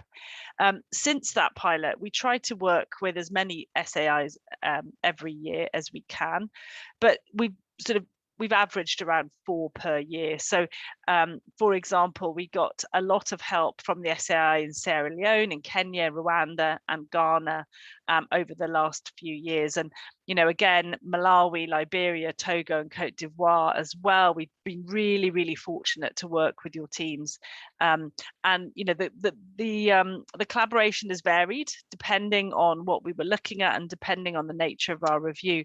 But each time, I can honestly say it's been constructive, and my team has really, really appreciated it.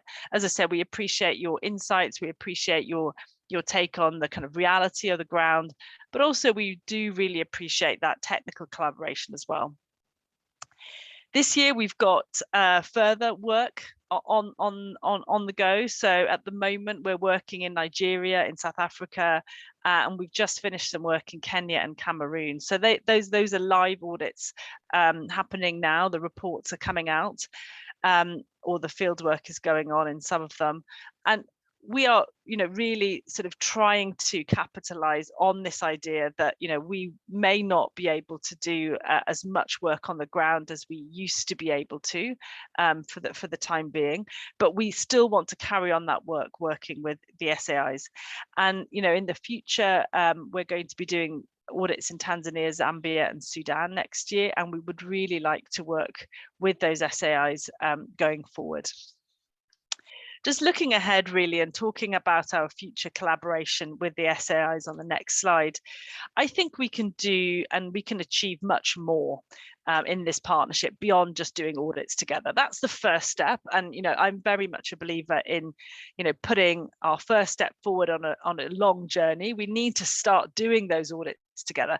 But I think there's so much more that we can do together. I think we want to engage a lot more in cross-collaborating and learning together, understanding the practices you use, you understanding what we do, what techniques we use, what tools you use, those kind of things, so that we can really start to share experiences and learnings.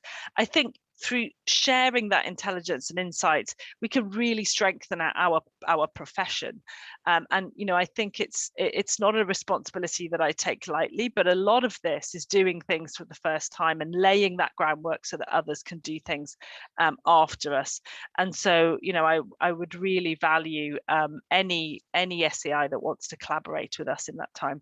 We'll be focusing a lot on that, but also in addition to the sort of bread and butter audits as well. So we welcome all of your ideas and thoughts. We're definitely not the ones that have the best ideas on this. We're open to suggestions. Even if you think it's a crazy idea, let's have a chat, let's have a discussion. And I do really, mean that. So just as I close the presentation, and I'm very happy to answer anyone's questions if you have any, I do want to make just a couple of closing remarks, and it's more of a call to action, actually. As I said, I can't emphasize how important this relationship is with me. We can't work effectively without SAIs, and our work will always be limited if we don't work with you. And I'm fully committed to strengthening our relationships. But we can do more in this space. We must do more in this space. And that's where you come in. And I think, what I've said in this presentation is a commitment to, that we will reach out to you when we've got an audit on the plan. But there's absolutely nothing stopping us from reaching out proactively, and there's nothing stopping you from reaching out proactively to us. We don't have to have an audit on the plan to begin that collaboration. And actually, I think it's really beneficial for us if we reach out proactively, because, frankly speaking, a lot of the discussions that we have are around operational matters. So before we start the work, we start talking about information sharing, we start talking about resourcing. A lot of that work can be done up front. And so there's absolutely no reason why we can't start talking earlier. We can sign MOUs. There's absolutely no reason why we can't, have those in place before we've even got an audit on the plan. And I think that will just help that sort of future collaboration, that discussion, and even things like, let's talk about something that's challenging us. We're finding this issue in this country, any ideas on how you would tackle that issue, or maybe that you have a question for us on how we've done something in a particular country, and could we share our insights with you? I think that would be a super start to collaboration, and I do think it will make things and much easier going forward. Anyway, I know you've got a lot of other things to talk about in these sessions, so I'll stop there. I do welcome any questions that you have at any point. But do feel free to reach out to me if you've got any questions. And again, a big thank you to you all for all of your support. And I'm hoping I can count on your future support. Thank you.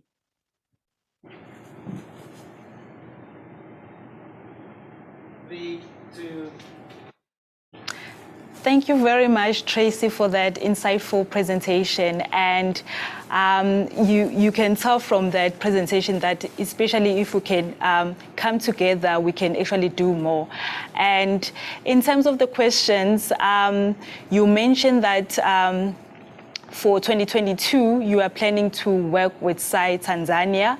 So I was just wondering if you are able to maybe share some of the learnings that you've picked up with the previous SAIs that you've worked with, that you can be able to share with the SAIs that are online as well. Yeah, sure. I mean, it's probably an exam question, to be frank. So there's probably a much longer and more comprehensive answer that we can provide. I think, in terms of the lessons for me, I think we've spent a lot of time in the early days talking about, like I mentioned, operational matters and how our working relationship was going to work. And frankly, that meant that a lot of the time and energy got taken up with that, rather than talking about the sort of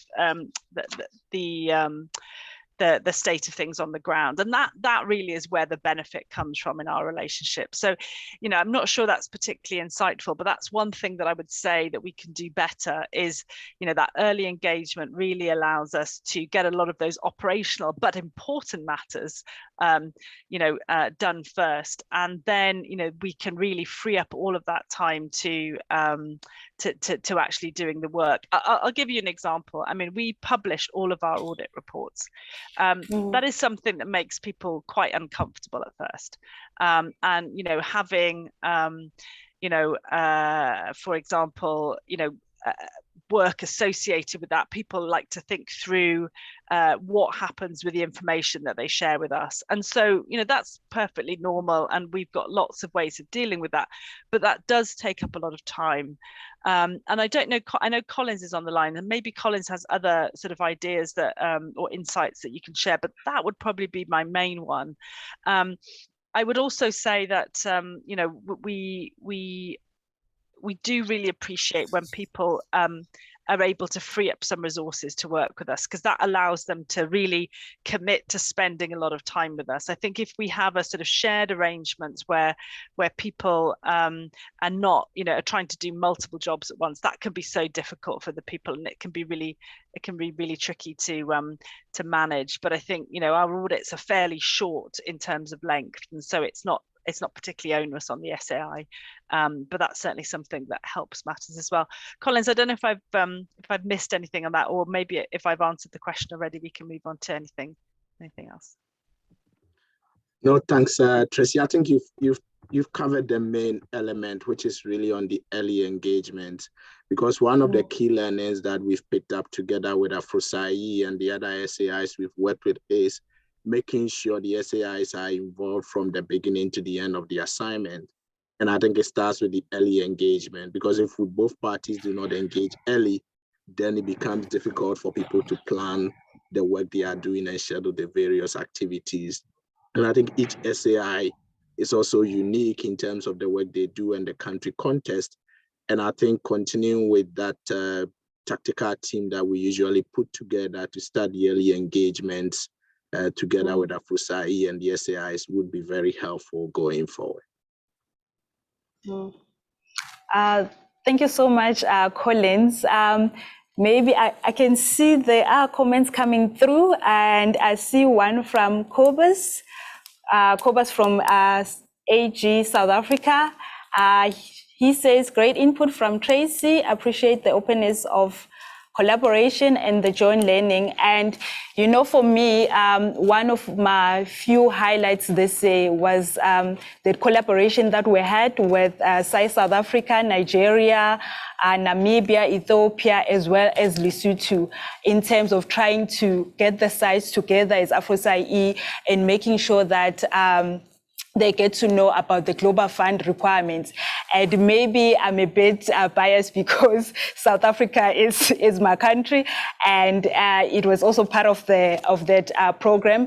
And in terms of the training, a lot really came out in terms of those engagements. And hopefully, when it comes to the audit reporting, we'll really find that we're basically adding value to our citizens at the end of the day. Maybe the last one as well, Tracy, I'm sure maybe the SAIs would like to know as well, in terms of your criteria that you use as Global Fund in trying to work with the SAIs in that year. Is there anything that you take into account when it comes to that?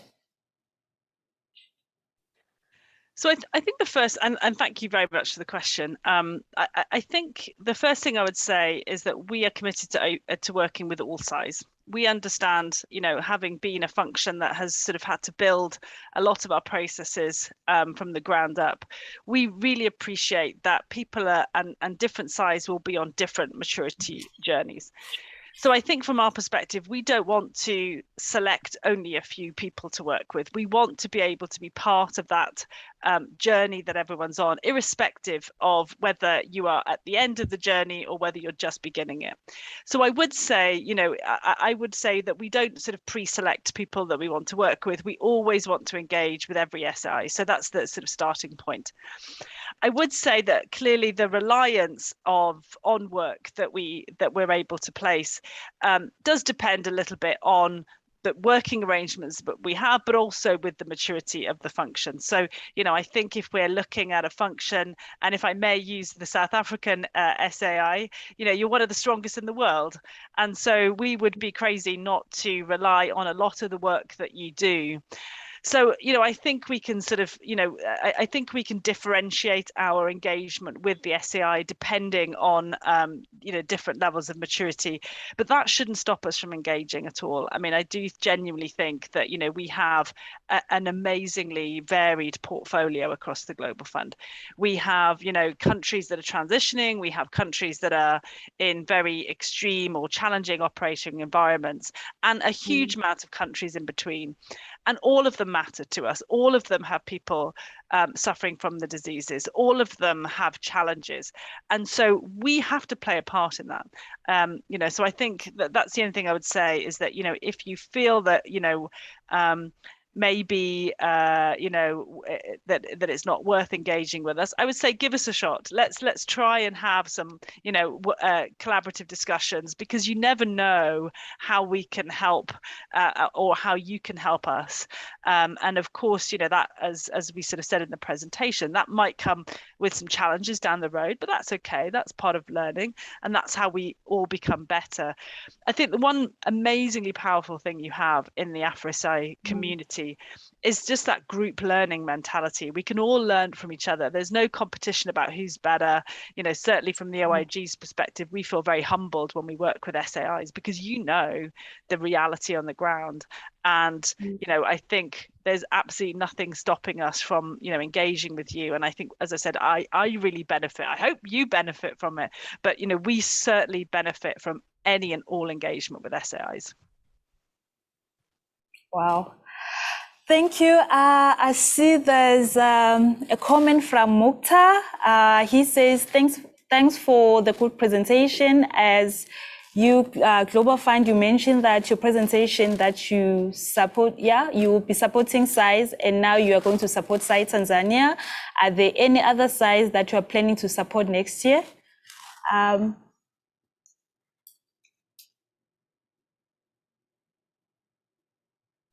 Sorry, I'm just trying to find the mute button. It's only been a few years after all. Trying to get used to this remote working. I was actually trying to read the other question on the table, just in case on the chat, just in case I could answer that as well. But were you asking about other SAIs next year? Is that right? Yes. Yes. So I have. What other sides are planning to support? Yeah, and we've got a number of audits on the plan for next year. I mean, as I mentioned, I think we are planning to work with, we've already started engaging with certain SAIs, but I think from our perspective, we've got, and maybe Collins, I don't know if you've got the list in front of you. Actually, I've got it here.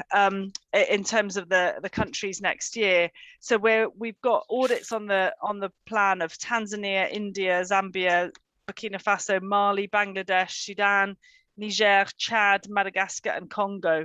And I'm just seeing, I think pretty much all of those are in Africa, apart from India, obviously. So I think we've got a huge opportunity to work with any and all SAIs in those countries.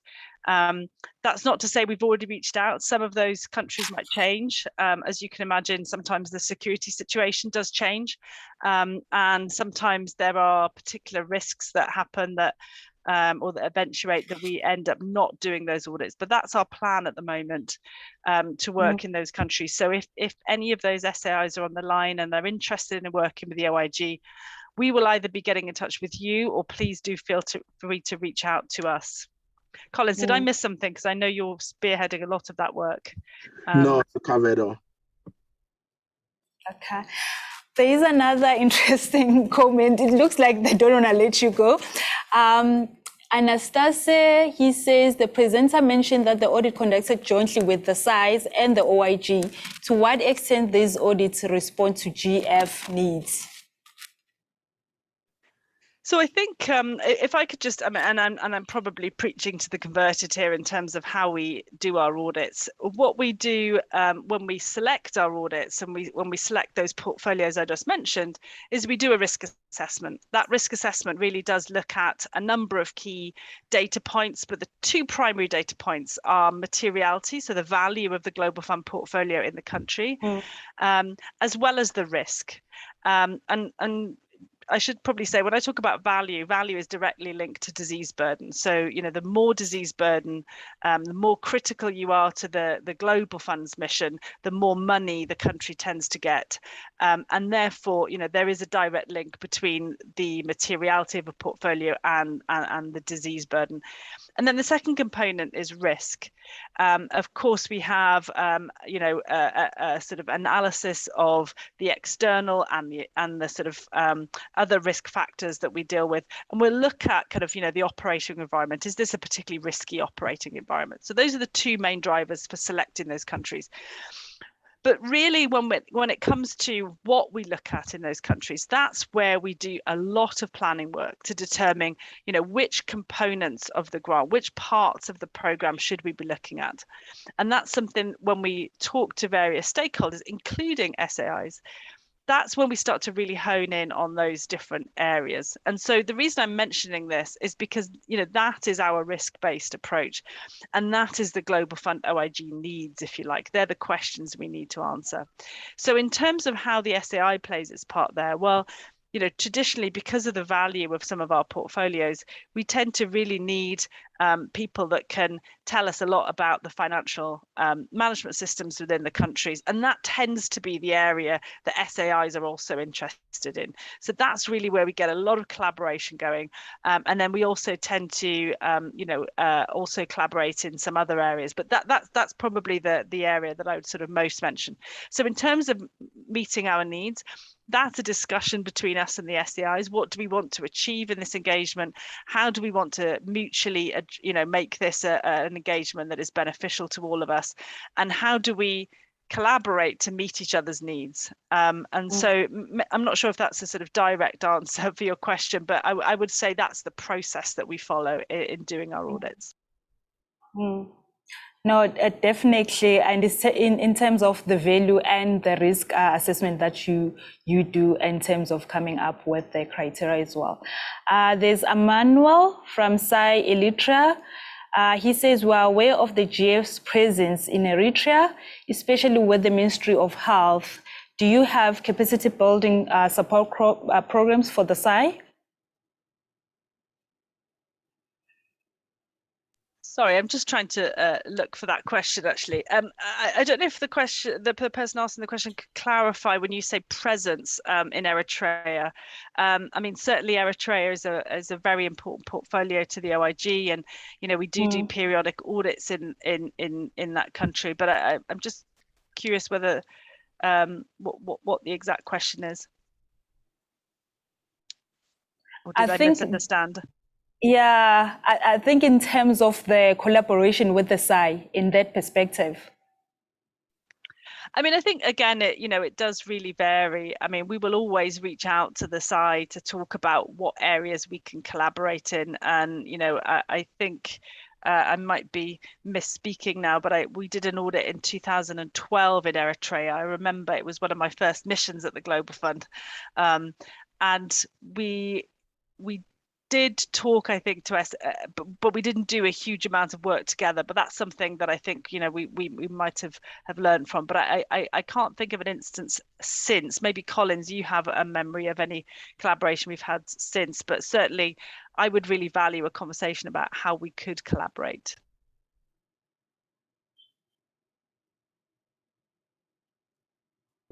No, I think we had planned an audit in Eritrea in 2020, and we were going to collaborate until COVID came, and we had to adjust the plan and kind of do other engagements.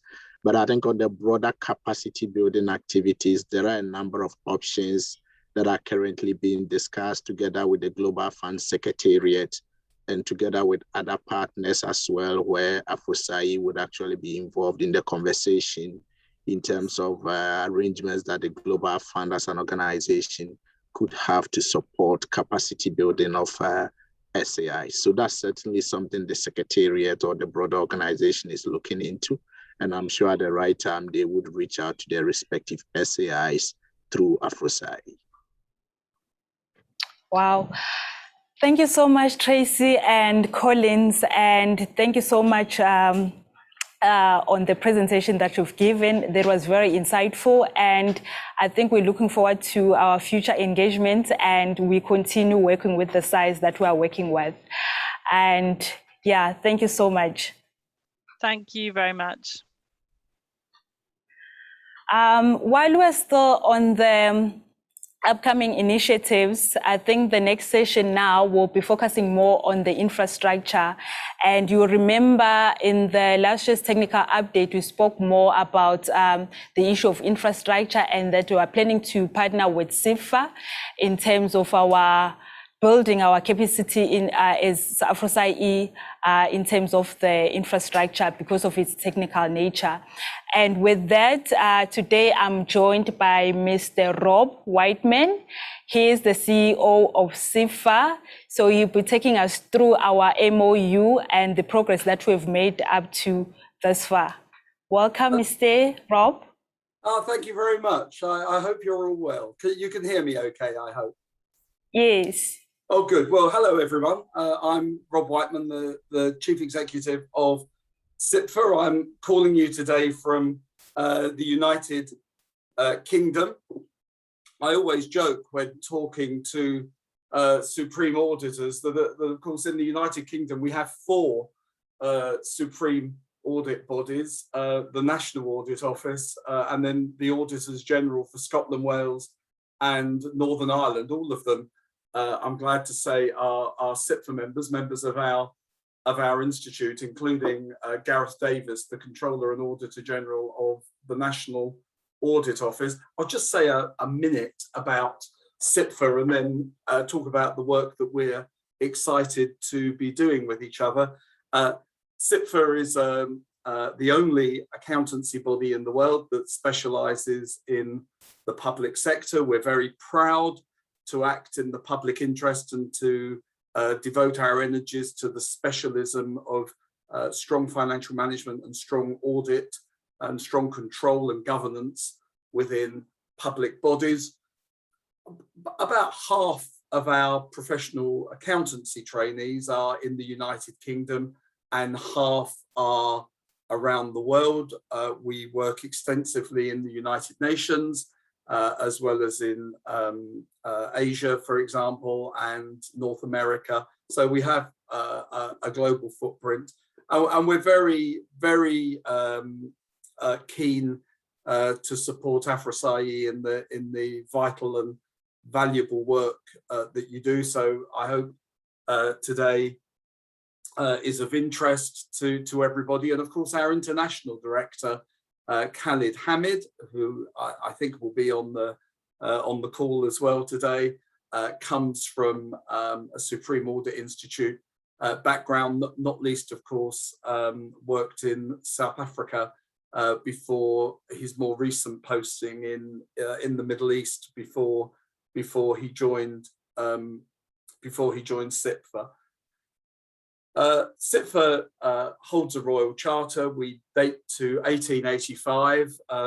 That wasn't me at the time that we were formed, but of course the trick for a body such as us is to use our heritage and our legacy and experience, but to constantly make sure that that's being refreshed with new tools and new innovation in order to take us into the next 130 years rather than dwell on the last 130.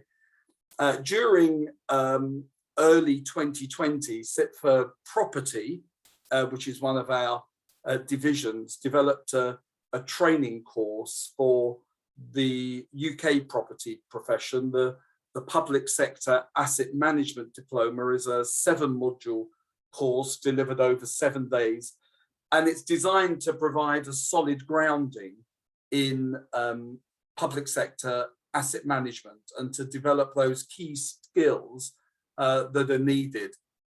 At the same time, we developed a health check for public sector organisations. So whilst developing a diploma for specialists working in the area, we also developed a health check for organisations themselves. And this is a tool that organisations can use to improve their asset management function and make sure that they're able to meet good practice and the organisational challenges that are needed.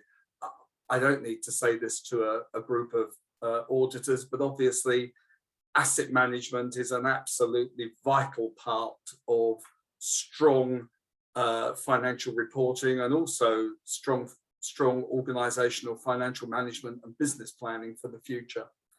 3 AFROSAI-E students from South Africa joined our cohort for the diploma in the public asset management, and we've used that to really, help build an aspiration that the diploma has rigor and assurance and can meet the needs of AFROSAI-E as much as for the UK and other places. And the current position is that the diploma has been developed, and now we have auditors testing it from Ghana, Uganda, and Eswatini.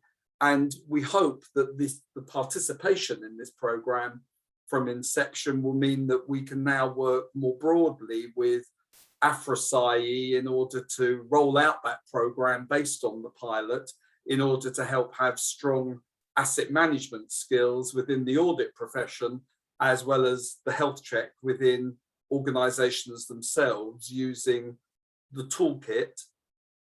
And finally, I don't want to go over my 10 minutes. I don't want to get into trouble with the chair.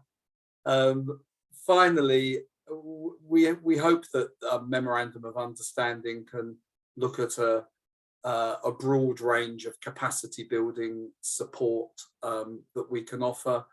We are a registered charity, and we take very seriously as our charitable objectives that good financial management is in the public sector is a good thing for the world. It helps economic development. It helps to fight fraud and corruption. It helps to make sure that the proper decisions are made through good governance. And CIPFA therefore runs a range of qualifications, not only our professional accountancy qualification and the diploma in asset management, but we run counter fraud qualifications, and we run a number of qualifications and certificates and diplomas tailored to specific public sector issues, often overlap and draw from good practice from the corporate sector, from the private sector. But we believe that the public sector needs tailored tools that are specifically about the public sector and the additional skills and expertise that we need in strong public financial management. So I'll stop there, Chair. I hope that's a useful introduction to what we're trying to do on offering the diploma in public sector asset management and the toolkit, but more broadly, how keen myself and Khalid Hamid, who's on the call today, how keen we are to work with AFROSAI-E and help you in your vital work of capacity building and giving the public the services and the economic development they deserve. Thank you so much, Rob. That was really, really, really good. Yeah, in terms of our collaboration, I think when you look at our MOU, it's really going to take us far as we can try and help the region. And I like the fact that you also mentioned the SAIs that are already enrolled for the diploma, and maybe the people will be wondering how did they come up to select those SAIs. And I like what Richard mentioned yesterday to say we also look at the needs of the SAI and then we react to those. As much as we take the reactive approach, we also take the proactive approach. And with that, SAIs that you've mentioned, SAI Eswatini, Ghana, and Uganda, we selected them based on the fact that there's been a constant request in terms of the infrastructure audit. And based on that, when this opportunity presented itself, we said, how about we start building capacity in this size so that when we are done building that capacity, we are able to do the pilots, and then after those pilots, we'll be able to also reach out to the rest of the region that is also interested in this topic. So thank you very much for that presentation, and hopefully we'll get more question in terms of how the other sides can be able to be part of that of the infrastructure. Well, thanks very much indeed, and it's thank you for those warm words. It's always a good idea, isn't it, to be ambitious, but to start something practical and from which we can learn. And so, you know, we're delighted to be running these pilots and to have some involvement because we can learn from that, and I'm sure that makes for better success in the longer run than just going for some big bang approach. It's better to start with some baby steps and really learn from that and really make sure that we grow a collaboration together built on strong foundations. Thank you so much, Rob. And as well, in terms of the infrastructure, we know that it's at the core of the service delivery. And if the infrastructure is not working, and the citizens will not be able to get those basic services. So, and in terms of the diploma, when you look at it, there's quite a lot of expect coming from the civil engineering, so that when we as auditors go and audit those infrastructures, we also have that internal understanding, what is it that the experts are doing on the field, so that we can also assess it and see whether the citizen at the end of the day, they are benefiting. Yes, I think what the diploma does is give you that ability to know the questions to ask, because it's giving you an overview of the professional disciplines of civil engineering and elsewhere. Sorry, I'll be quiet now. No, it's okay. It's okay. I see there's a comment coming through, just appreciating the presentation, Rob. And if there are any other questions, I think we can just go for lunch and we can come back at 1:30 South African time, 1:20 South African time. Thank you very much, Rob. Thanks ever so much for your time. It's really nice to see you. Enjoy a good lunch. Thank you. Thank you. Bye-bye. Bye.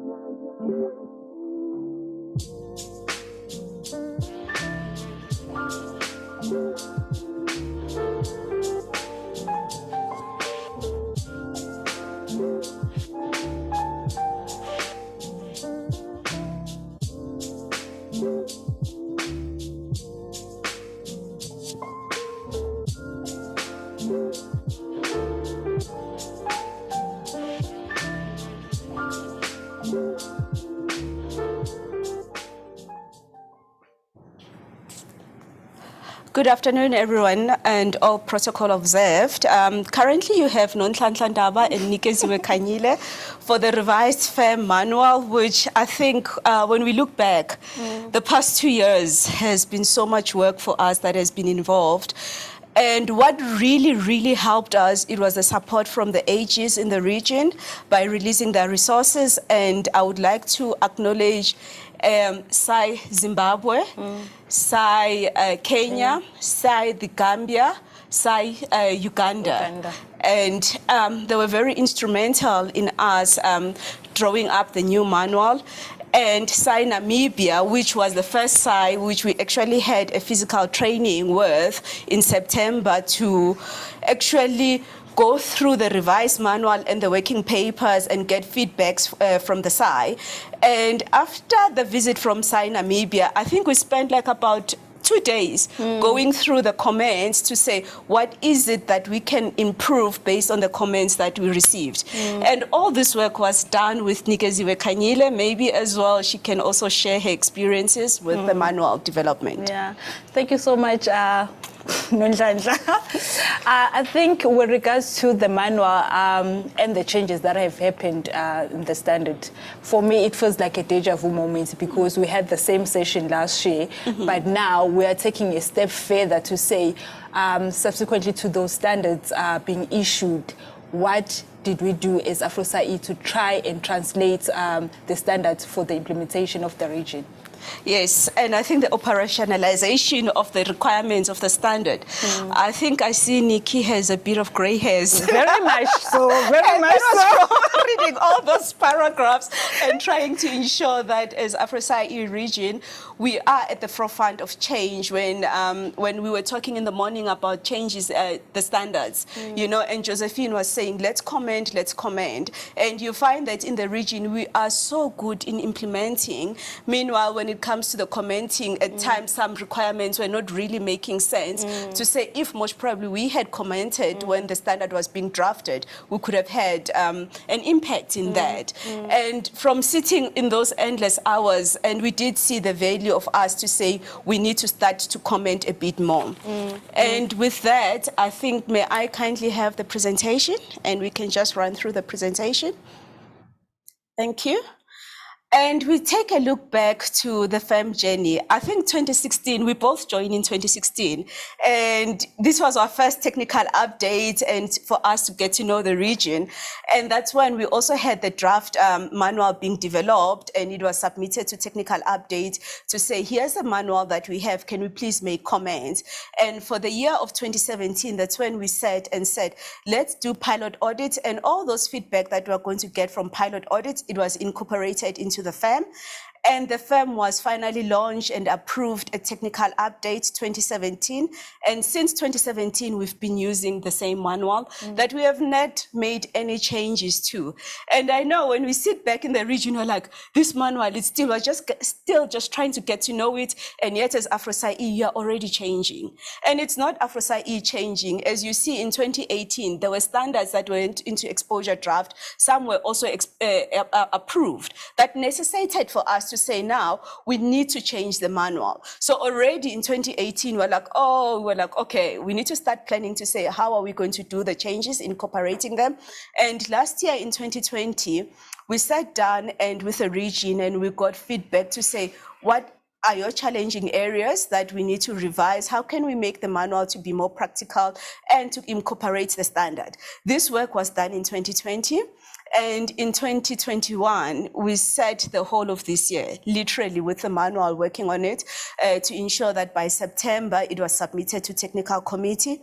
And for now, we have submitted to technical committee. And SAI Namibia has piloted the manual, which we are very grateful for their feedback as well.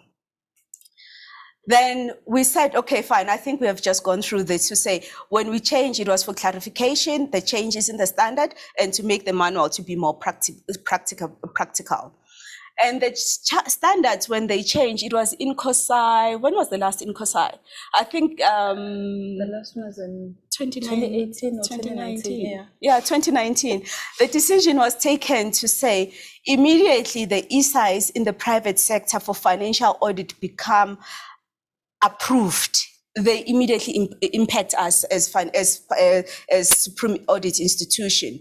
So now we don't have to wait for about a 3-year gap or lag to say we're still working on changing the standards to be suitable for the public sector. What we normally do immediately when SAI 315 became applicable, and for all, it was applicable to us. So hence we see the change. Then the effective date, anyone who is sitting here and is planning to start an audit on the 15th of December 2021, which is less than a month away, you need to be implementing the new revised 2315 in your audits. And as well, you would see that SAI 200 was approved in September 2020, which is just recently last month or so. And you will see as well, when you do your audit as well, this should already be reflected in the audits that you're doing. Then when we looked at the firm, we're saying it's based on SAI 200, which is sitting at financial audit principles.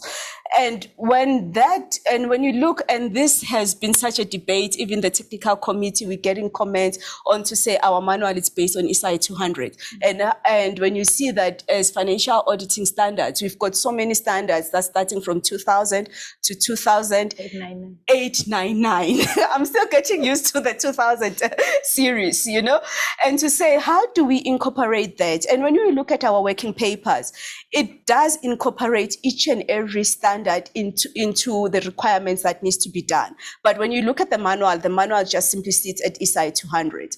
And the SAI 2315 was revised to ensure that there's a consistency when we're identifying and assessing the risk of material misstatement. And when you look, this was the part, I think, that was like, it gave us, oh gosh, gray hairs. And the region, and most part, when you see the change, this is where the region that it contributed so much that we came up with a new risk assessment model, and which next week we shall go through it in detail so that you understand it a bit more. And when you're looking at IT, and the biggest change was IT, and we've been talking about IT the whole week. And it says, when you're doing your audit, we need to look at IT. As financial auditors, we can't run away from it. And I like when you're seeing SAI Kenya that they're coming with data analytics division, that it does actually help us so much as financial auditors. And when we developed the manual, and I think one side, it was SAI Kenya, and oh gosh, and the comments we were getting from them, they made us to think differently as financial auditors, to say, let's also think about IT, to say, how do they view us, and how do we view them, and how best can we work together? And for that, for SAI Kenya, we're absolutely grateful. And the need to say, let's emphasize a bit more on professional skepticism and the risk identification process, and how do we apply this all throughout the audit. And this has been emphasized as well. And we look at to say, let's look at the type of entities that you have, right? And you should scale the standards to your type of entities that you have, and to say you are literally doing your manual to suit your operating environment. Then when you look at the SAI 200, simply we saw that the level of details that we had, it did not correspond with the purpose of the document. And it was not aligned to the other SAIs. And that's the reason why it changed, to say, let's align the other SAIs to SAI 200, or rather SAI 200 to the other SAIs. So that's why there was a change on SAI 200. And as well to say, let it be more principle-based. Let's improve the wording. And I think the wording of the standard, until we sit down with the standard and you actually read that word and understand what it means and the impact of it, it does have such a huge change in your methodology. And some definitions were revised. And I think with this one, with Nikki, we always say, when you're saying significant risk, and she's like, no, don't tell me about the new definition, you know what I mean, you know? And as well let's look at the financial reporting framework, which is a crux of our audit to say, let's get this right. And I think when we're sitting here as a region, that's still another area that we have identified that we need to work so much with. And I think with this one, at some point, the AGs will need to knock on their doors to say, can you please kindly help us with the Accountant General to help us with an acceptable financial reporting framework. Then let's look at the changes. When we went through the different phases of the manual, and you would see that when you're looking at the prerequisite and pre-engagement, that the manual now, it does adhere to the SAI 200. And as well, the wording that was in the older version, it has been taken out, that we have adopted to the new version and the new definitions that we have in the manual. Then when you're looking at the understanding the entity, this is where you would say it starts to feed into your risk assessment phase. And we made sure that this phase, it interlinks with the risk assessment phase, and that the changes that were made in SAI 2315, you see them up front now in the understanding of the entity. And the new definitions that were brought into account, the elements of internal controls were highly explained, and especially with the changes in the information and communication component as well. This is the change that was so much that we looked at. And with this, obviously, when we're going into detail in next week, that's when you will see to say, how do the controls that I've identified and the decisions that I make in UE1 affect my next phase, which is your, which will be your risk assessment. But currently, when we're looking at the flow of the manual, you'll see that we're looking at materiality. And materiality, absolutely nothing changed. And I think when we started to develop the manual, there was some change that we wanted. Then right at the end, we're like, no, but we're already doing this. There's no need for us to change this. And we just simply added more guidance on the qualitative factors on the working paper. Then the risk and assessment and response phase. Oh gosh, this we looked at to say, now we need to look at our risk at financial statement level and look at accession level. I think what is important here, we had always done our risk assessment based at component level. And now that has changed to say we're looking at an accession, right? And we're also assessing our inherent risk and control risk separately. And as well, when we're assessing this, we're saying, let's look at the different factors, inherent risk factors that will make you how to go about assessing your inherent risk. We have introduced a spectrum of inherent risk, which significantly affects your significant risk. And as well, there's this thing to say, stand back, after I have done all this risk assessment phase, let me take a stand back approach and say, have I done enough? Have I done the work that is required to reach the conclusions, And as well to say all throughout when I'm doing this, how's my professional skepticism? Have I been exercising this? Then we look at to say, when you assess your control risk, and we say most probably you only assess it to say, let me look at my control risk, only if you're going to test your controls, right? And you say, if you are not testing your controls, it's same as your inherent risk. And as well, let's say, let's look at your material accounts. If you have not identified any risk, what process do you need to follow? And as well, we say document the information that you've used and your significant risk and all your judgments that you've made so that another auditor is able to reach the same conclusions as you. Then performing the audit, nothing much change. You'd find that just our level of assurance change to say the combination, how does that work about? And then on reporting, we just clarified more on the key audit matters. Then looking at 2022 and the way ahead of us, we are saying the first half, we're going to do the pilot audits, get feedback from you guys, incorporate the feedback, submit to technical committee in September 22, and hopefully they can recommend the final firm version that we'll have for approval to our CEO in October 2022. And next year, physically, we shall have a huge party. Annery, I hope she does promise a huge party for us to launch the firm at the technical update. And with that, I would like to thank you for giving us your time. And let me just quickly go through the comment box, and we do not have any comments as yet. And with that, we are looking forward to seeing you next week in our refresher, where we'll be dealing with this more in detail, and especially for the SAI leadership to say, you need to come up with a strategy to say, how are you going to implement the new ISA, the new FAM, and especially the IT part when you are looking at IFMIS. With that, I would like to introduce Gordon to come and take us through the Independence Toolkit. Thank you.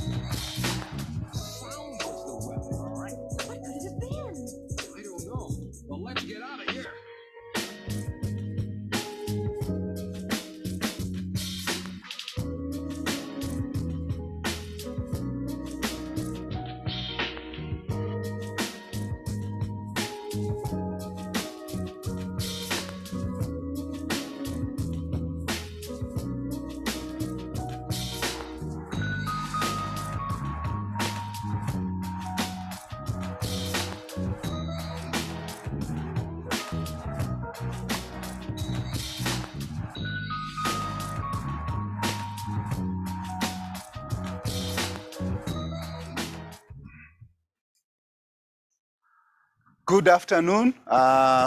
Welcome to this session this afternoon on the final day of our technical conference. My name is Gordon Amon Kandoro. I need no introduction. You know me, and we know each other. The good thing about today is today I bring to you a discussion on the AFROSAI-E guideline on SAI independence. That's what we are going to talk about, and in the next 30 minutes, and I'm looking forward to it. Can you show the first slide for me so that at least we can actually start the discussion going? And then, of course, in this session, we are going to actually address three main things. The first one, of course, we talk about the exposure draft. You remember in 2020, we talked about it, and it was submitted in 2020 to the technical committee. And we then submitted it again to the technical committee this year. So we now have an exposure draft for the guideline on SAI independence, ready to be tested, ready to be piloted in the region.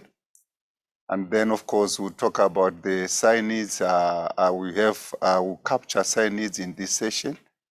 And of course, we'll talk about the milestones going forward. Our intention, colleagues, is that we are going to have the final guideline again discussed next year during the technical conference in 2022. That's the plan we have in place. So before we move forward, I just want us to talk a bit on SAI independence, and we want to find from you. So we are going to run to have two questions that I would like us to respond to. Then we'll discuss a bit before we get into the guideline. Thank you. Can we have the first poll?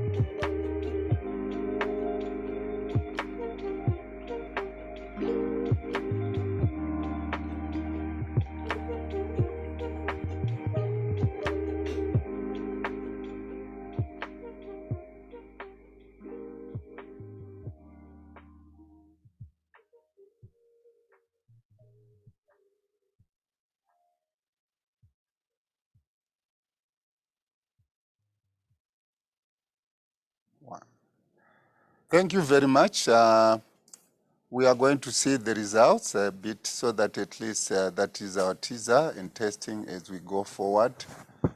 The results as they stand, a lot of you on question number 1 said, okay, what challenges are your SAIs or encountering to implement the legal framework? your audit acts, and the majority of us here, that is 63%, talk about the Ministry of Finance controlling the release and the execution of the budget. And of course, followed by the political environment, which is followed by not political environment, but releasing operational budget, which is again a Ministry of Finance issue, 32%. And of course, number 3, there is negative political and economic environment, which is at 29%. Of course, of interest to me is none of the above. We say, okay, none of those things are my challenges, are our challenges in our side. We have about 5% of the respondents saying, okay, none of the above. It means it's something else which you consider as challenges. It will be interesting to pick out and to hear from you what those other challenges are for you. Why that is important to us is because we want to then include it, factor it in the guideline as challenges that our member SAIs are encountering. And of course, number 2 question, where SAIs do have boards, we say if your SAI have a board or audit commission, does it function as it should? Multiple choices that are there.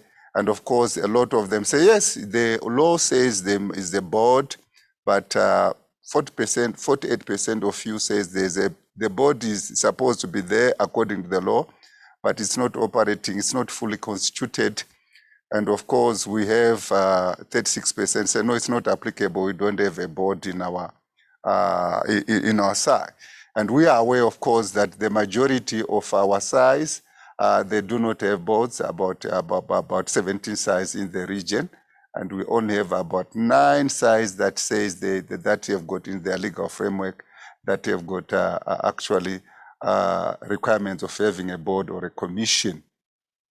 So it's interesting to us to get this, and of interest to us is the whole idea. Say, okay, those that have got boards, how are they actually doing? And they are saying it's fully constituted, and we are interested in knowing to what extent is independence being enhanced or challenged by virtue of the existence of that particular sort of party or two within the independence of the SAI.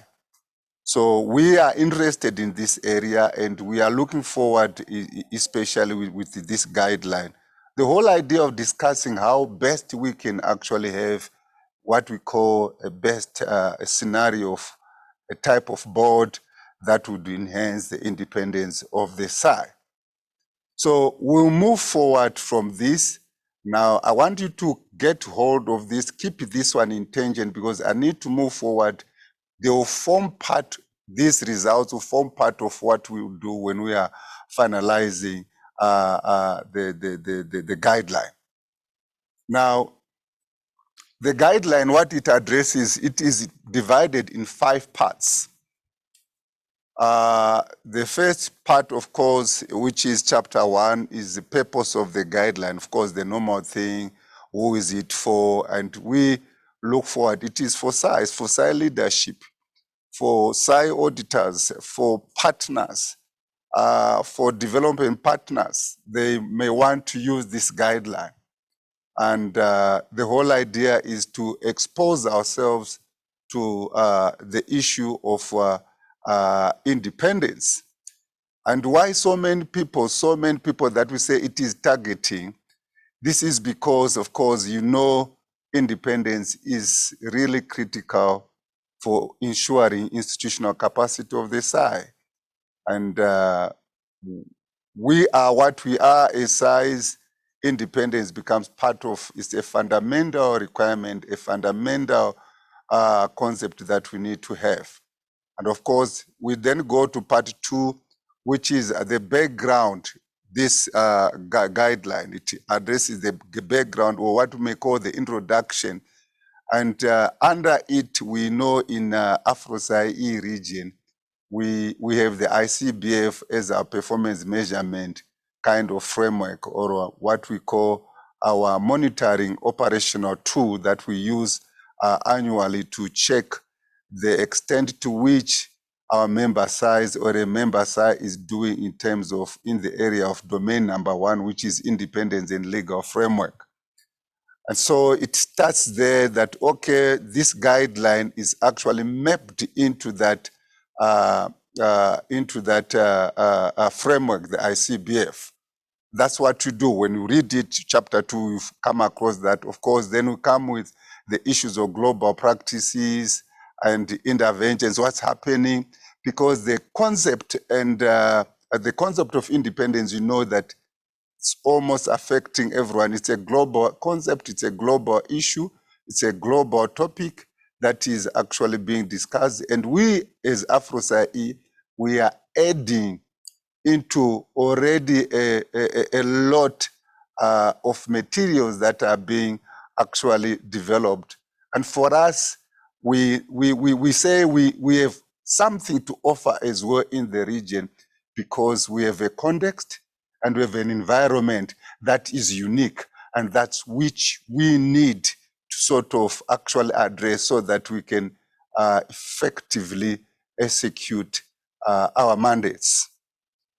So then number 3, now it then gets zeroes in, which is chapter number 3, the concept of SAI independence. It zeroes in on the various principles that we have, and key is Lima Declaration, that INTOSAI P1, and the Mexico Declaration, INTOSAI P10, that we all know, the 8 principles of independence that are there, and of course the GIDs that are associated with it. And of course, under it, we find also the UN resolutions that are meant to sort of encourage member SAIs to recognize, be aware, and support the independence of SAIs. And of course, I do not want to forget the whole idea of INTOSAI P12, which is value and benefits of SAIs there. So we really hear this chapter number 3 is about the concept. It's also about trying to address our understanding, build the knowledge, our knowledge on independence, using our context as a region here in AFROSAI-E or sub-region. Then number 4 is then it's okay. We have talked about independence, we have talked about the concept. Now, how do I go about ensuring that I've got independence and to ensure that I can enhance and strengthen it? We do have chapter 4 actually discussing about assessing SAI independence, where you need to sort of regularly, you are encouraged to regularly then assess yourself as a SAI to check on the level of your independence, what you can be able to do so that you can identify gaps and areas that you need to improve on in terms of your independence. Then, of course, last but not least is operationalizing SAI independence, that chapter. And in it, this is where the how is, that is the how. How do I go about, let's say I've done the assessment, I've identified the gaps, and I now understand. Now I need now to implement, that's operationalization of SAI independence, and there we discuss the challenges that SAIs are facing and the best practices, and what we'll be putting across, we are actually going to be doing going forward in 2022 is to try to capture best practices, try to capture templates where possible, try also to capture stories, success stories there that you find a lot of them there now in chapter 5. That will then bring the uniqueness of this work on independence in the AFROSAI-E region. So that is the content structure, and you will receive this document as part of the materials of the technical update for you to sort of read and use, and you will see the way forward. We'll address it here. Now, if I go forward, I would like us now again to, I just want to move to the milestones that we need to do before we can be able to then do another poll. Yeah, But before we discuss these 5 milestones here, I want us to do this poll first so that we can then be able to say, okay, what can be done to finalize the guideline? Can we have the second poll, please?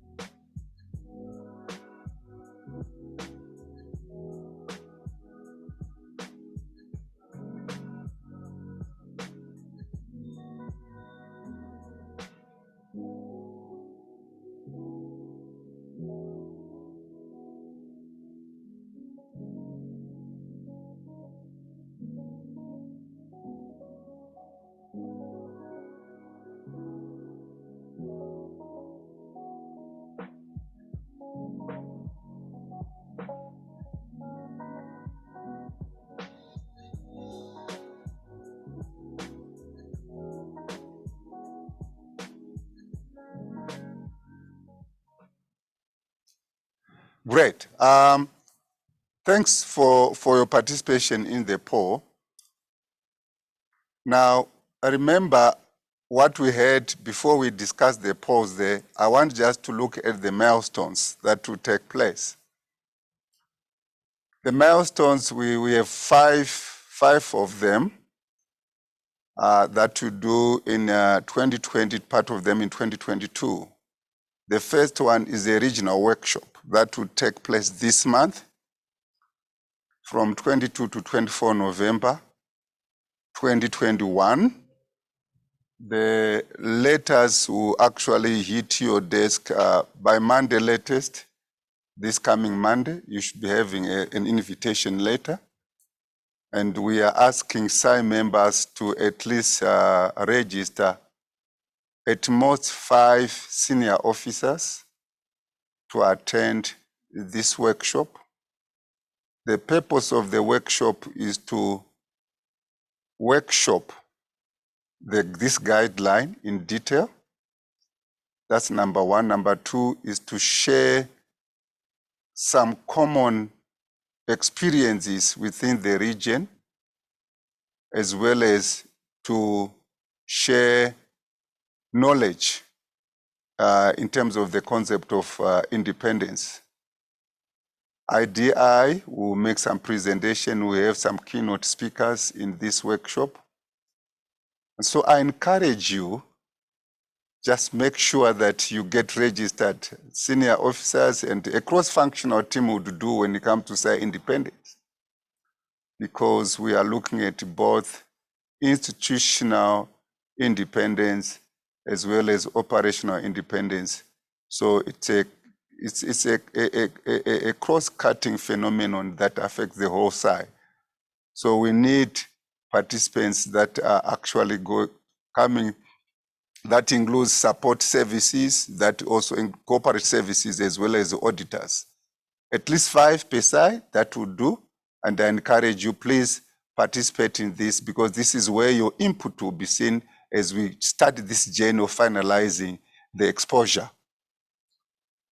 Now, the second one here is, second milestone is further research will be done and stakeholder engagement. We have stakeholders like IDI, we have stakeholders like regional partners that we want to work with, and that we are already working with Africa peer review mechanism that is in Africa here, and also regional INTOSAI bodies that we are working with and that we want to learn from, and we want to use their materials for reference purposes.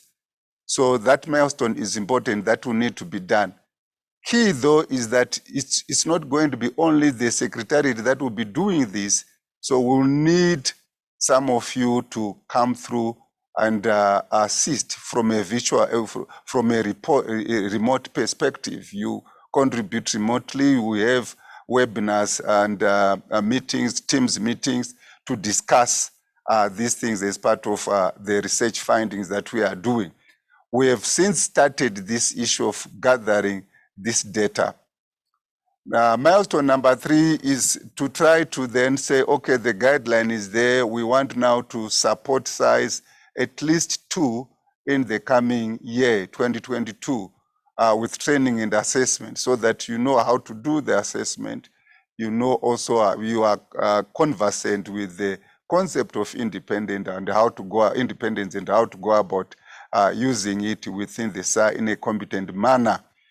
And of course, I'm looking forward, this will be done. This milestone 3 is based on a bilateral level. So the SAI that will approach us and say they need this training and assessment, will get it, first come, first served. So I encourage you, get your SAI to write us to say we are interested, get in touch with me, so that at least we can communicate. Because what we want to do is, on milestone number 3, we need already to factor it into our planning for this year, before the end of this year, so that come next year, we are actually just moving on in implementing. So I encourage you to actually engage on this milestone number 3, so that we can actually choose which SAIs we are going to be working with next year at least 2. Then milestone number 4 is on finalizing and submitting to technical committee again in August, September.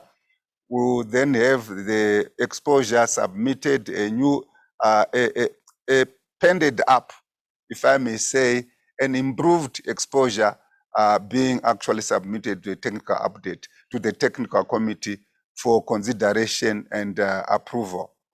And then, of course, milestone number 5, then we will launch this guideline during the 4th quarter of 2022. That's what is in the plan. Now, if we now look at your results, if we can go back to the results of the poll, so that at least we link these results, we read them in together with this slide that I have just shared with you. The number 1 question is, what contribution can your SAI make to aid with the finalization of the independence guideline? Because we have here 49% of us saying they want to participate in pilot assessment of SAI independence.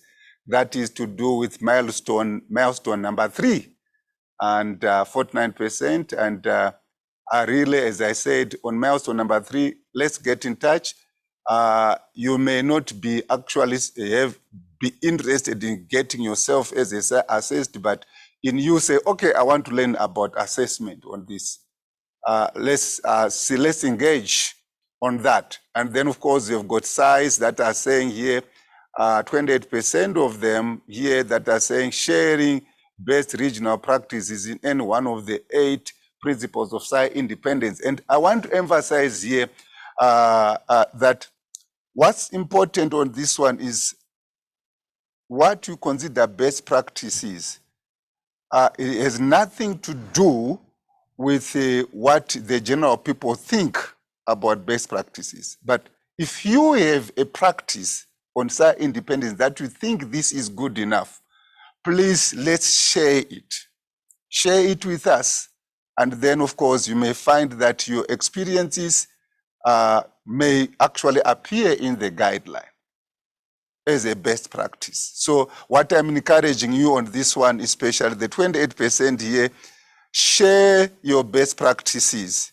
Write me just a page or 2. Tell me your story. Let me hear what's your story in that particular area. Then we can engage and find out how we can actually streamline it to actually fit in as something that others can actually learn from in the region.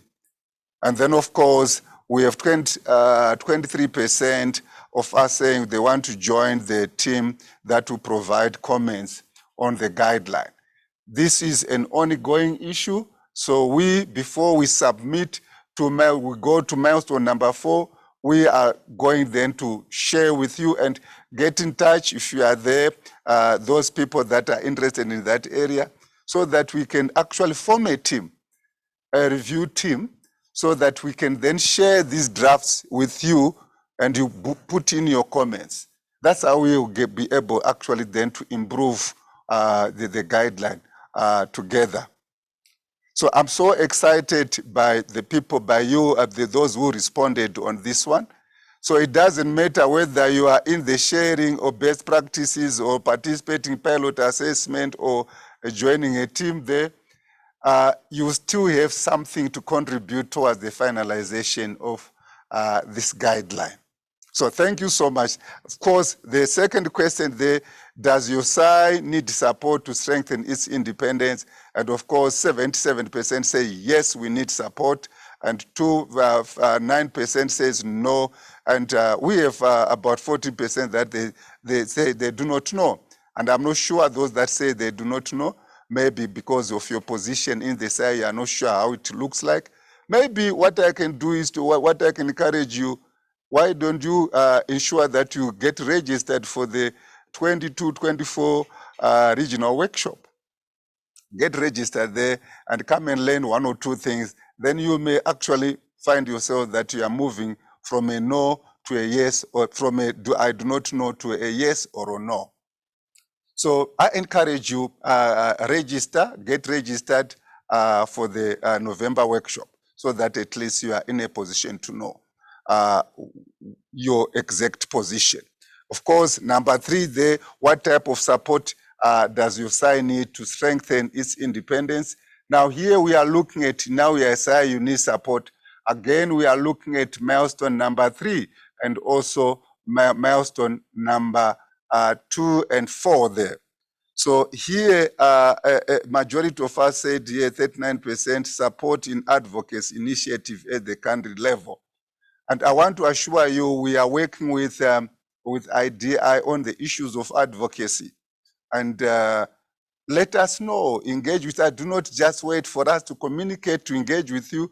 Please take the initiative, engage with us on this one, so that at least we may know, we'll be able to know who are interested, and we form a group for that, so that we can be able to share with others. And of course, there are those that need training support to a group of their size. We have 7% of course, saying, okay, we need to be trained as at a bilateral level, at the SAI level there.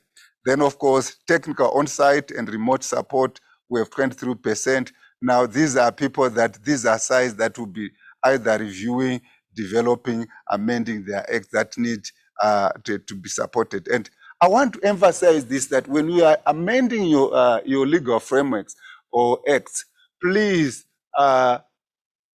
be encouraged to share with us your thought in terms of what you are actually would like to put in. We may actually give you research information on what others are putting across, rather than sitting down and just write and submit to the executive.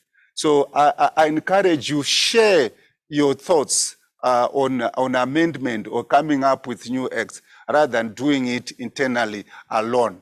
Share with us, and we can actually look for people that will interrogate that document for you. And you'll be pleased at the end of the day.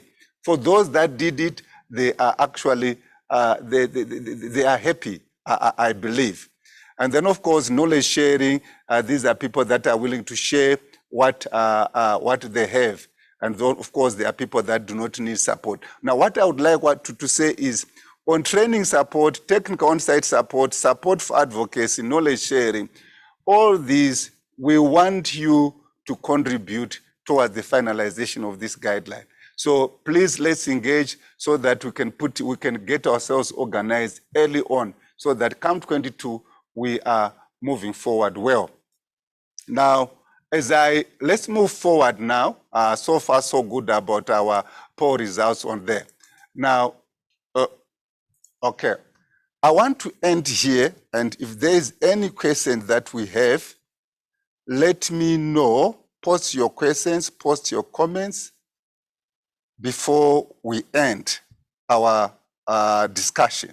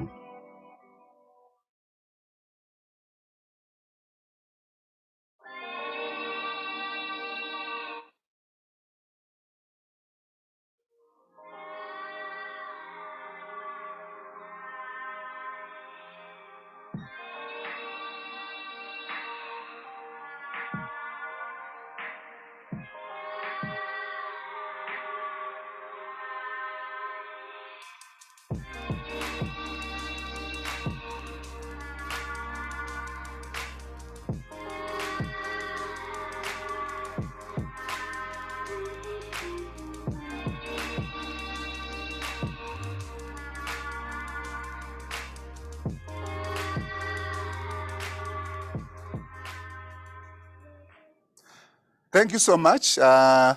No, I haven't received any questions, and I appreciate, Mukta, your appreciation of the presentation. But I just want to summarize in conclusion is that, of course, you are going to receive the letter, the workshop announcement letter, latest Monday, and please make sure that you register on time so that we'll be able to know and ensure that we prepare well for the workshop starting 22 to 24 November. Independence is a cross-cutting issue. It's an important issue, it's foundational. So come, let's talk together, let's discuss, let's share experience, let's learn. And I'm looking forward to meeting you in the next 3 weeks. Thank you so much for your participation.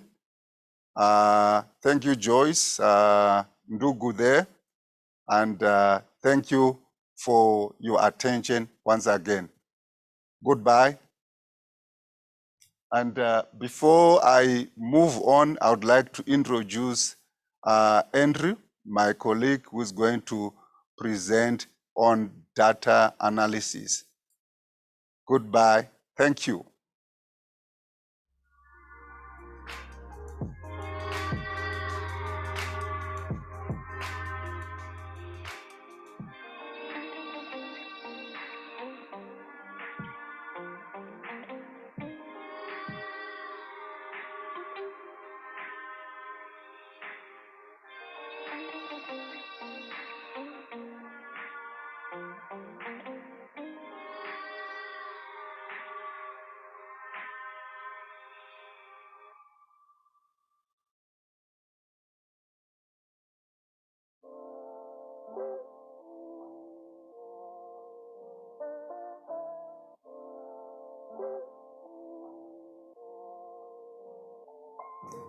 Good morning and good afternoon, colleagues in attendance today. As Gordon said, my name is Andrew. You can call me Andrew Kelly, Performance Audit Manager at AFROSAI-E. I'm here today to update you on developments in our advanced data analysis modules. Our advanced data analytics module comprises of all methods for data collection. And here we are talking about the interview methods, observations, physical inspection, documents review, questionnaires, case studies, etc. Also, in our data analytics, we will have modules on sampling, and this will be sampling on quantitative data. Also, we will have quantitative data analysis as well as qualitative data analysis. So, currently, we are having 3 modules which are ready. And these modules are the introduction module, interview techniques, and the analysis of quantitative data. So, in our introduction module, this introduction module is the module that is going to introduce to you the importance of quantitative and qualitative analysis techniques, and especially for descriptive statistics. And also, it will introduce the concept of mixed methods. And the objective of this is we want to draw attention to the importance of data analysis in the audit process, as well as we intend at the end, we expect this module is going to assist auditors to gain new insights and the use of advanced methods in data analysis. And as Frederick and Hane were saying in the morning that SAIs needs to go into a data-driven SAI, and they talked about the importance of having data analysis and the data interpretations. So for us, when you go through this introduction module, we expect that auditors will be capable of planning performance audits with a larger variety of methods. You're going to use different methods than the methods that you use today. We know that most of our performance auditors in the region, they use descriptive statistics, they use interviews, they use document reviews, and some they use the physical inspection also. So after going through this module, you are going to add a tool in your toolbox as far as the data analysis is concerned. Also, this module will help you to make use of different varieties of analytical methods in audit, and it will be depending on the knowledge in the methods, because we know that we have been working with the different data that we get, and we have different knowledge in how to analyze. So we know you have a knowledge on some methods for data analytics, but after this module, you are going to add something else into that toolbox.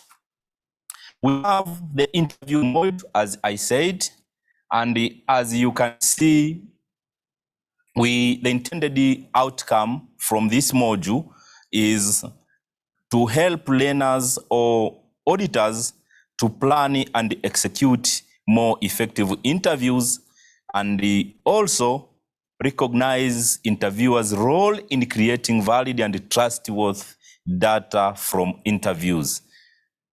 You can also use data from interview to build evidence in a performance audit report. So all are the things that you are going to cover when you are going through the interview mode. And we can assure you that we know we are experts in our area of audit, but it's rarely being expert on everything.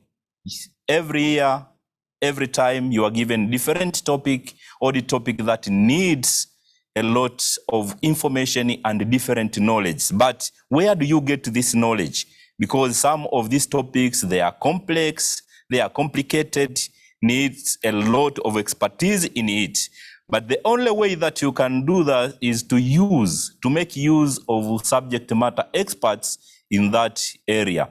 And one of the option or the way of using the experts in that area is through interviewing.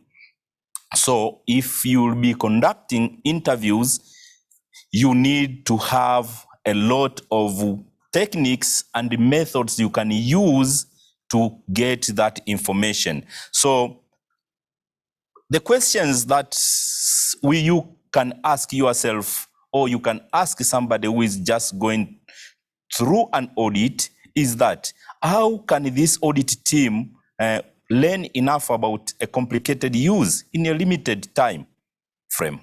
And how can this team provide useful recommendation of those who make government more effective, efficient, and economical?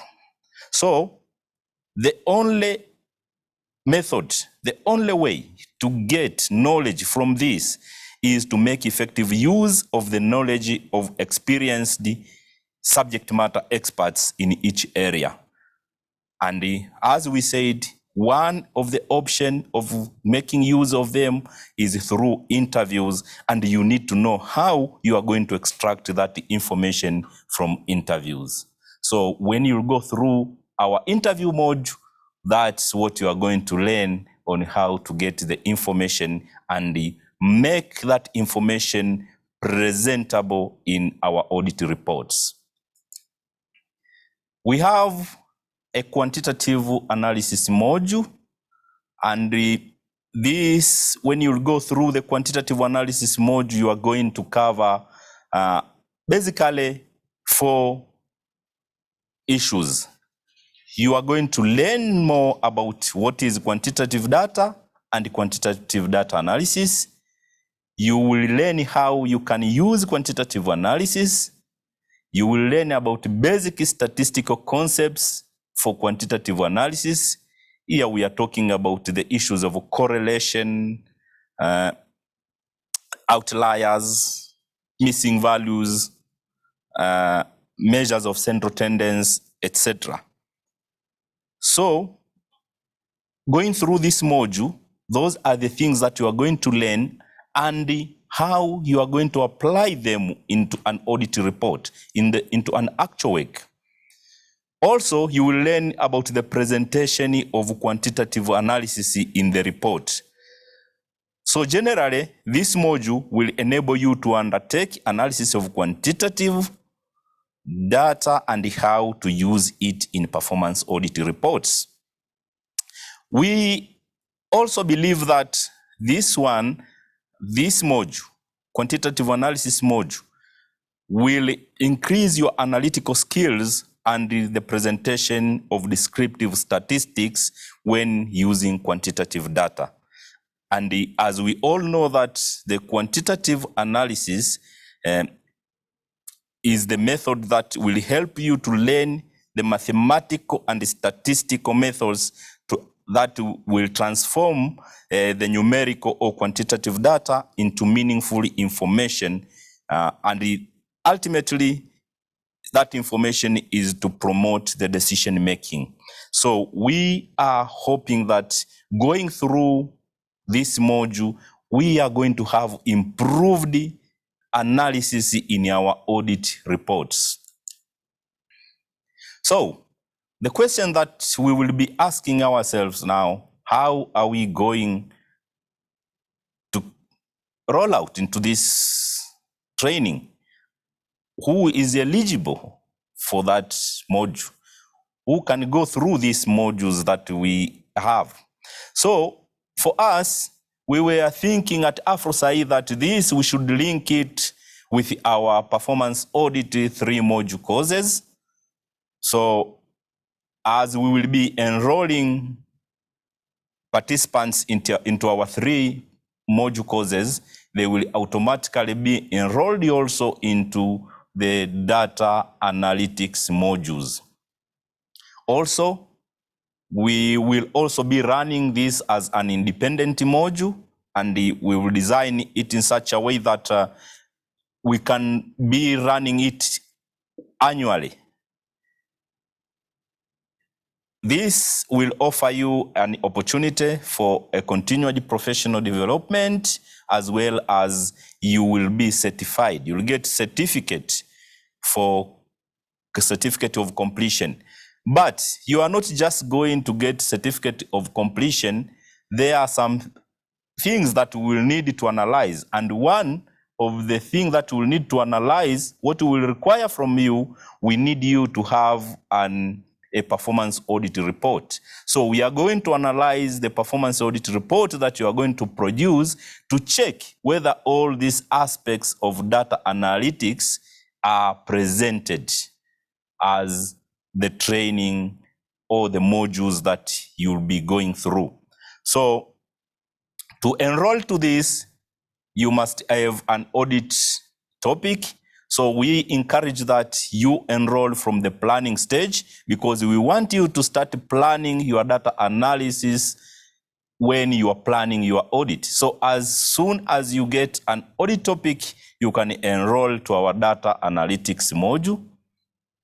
Also, for those, maybe you have already conducted your pre-study and you have approval for the main study. So if you have approval for the main study, you can also enroll into this data analytics module course. Also, very important, you need to ensure that you will do your audit to completion. And that's why I said an evidence for completion is your audit report, and that audit report will be assessed and analyzed to see whether all aspects of data analytics are present. So as we say that your audit should your audit report should clearly demonstrate the different aspects of data analytics. So, what are our plans for the coming year 2022? As I said, this whole package is known as data analytics, which includes different modules. And we said that we are having 3 modules completed, which are introduction module, interview techniques module, data analytics module, the advanced the quantitative data analysis module. So in the coming 2022, we will work on qualitative data analysis. We will have a module on qualitative data analysis. We will work on sampling module, and the sampling will be sampling of quantitative data. Also, we will deal with the other methods of data collection, as I said, e.g. the case studies, observations, questionnaire, etc. So that is the plan for the year 2022. Thank you very much. This marks the end of my presentation. But it's not the end of our session. Don't go away, because our CEO, Meisie Nkau, will come here for closing remarks. Thank you for listening. Enjoy the rest of the day. Thank you.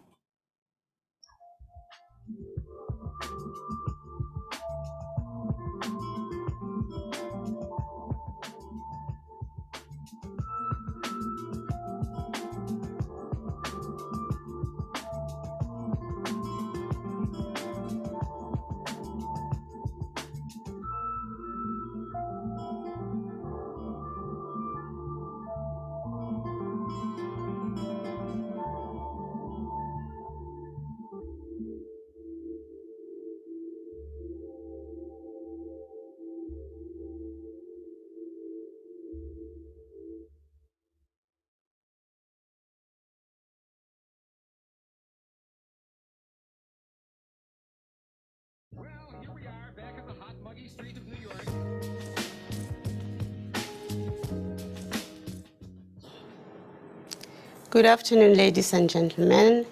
I am sure when you see me, you are excited that it is the end of the day. And indeed it is. It is the end of the day. It is the end of the week. It is Happy Friday. We have come to the end of our program, and I appreciate that you stayed with us through our program for this week.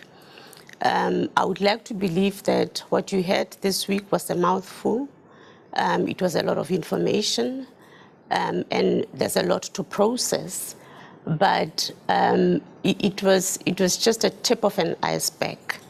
It was just a teaser. However, I believe that the team did a brilliant work in terms of sharing with you what we have done and what we intend to do with you going forward. And as I mentioned when I opened, this is all informed by the needs that you share with us. This is all informed by what you would like us to assist you in. And this we do together with our partners, as you have heard throughout the week of the work that we do with the partners in the region. And I would like to believe that the whole intention of this session is definitely to arouse your interest in different topics that we deal with in AFROSAI-E, and I believe that that has happened. I would like to believe that you will go back to the SAI where you are currently and share the information that we have shared with you for the past 3 days, and encourage participation in the programs that we have shared with you. At this point in time, I am not going to go through the summary for the different topics or the different days, but I would like to leave some thoughts with you in terms of some of the reflections for the week. In some of the polls, we did notice that there are challenges in implementing the learnings that are coming from different programs. So I would like to encourage you to always question yourself when you go for a training intervention, when you go for a webinar. What is the purpose? Why are you doing that? And what is it that you are benefiting out of the training intervention that you would have attended, or out of the webinar that you are attending?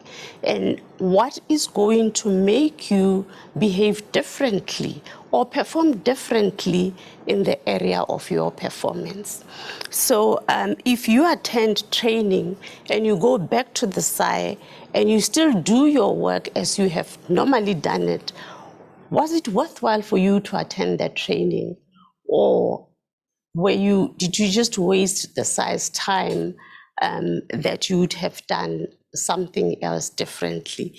And having said that, a thought just crossed my mind that I really do hope that you all enjoyed and benefited from the topics that were discussed, that you were not running away from your responsibilities or just hiding behind taking some time off.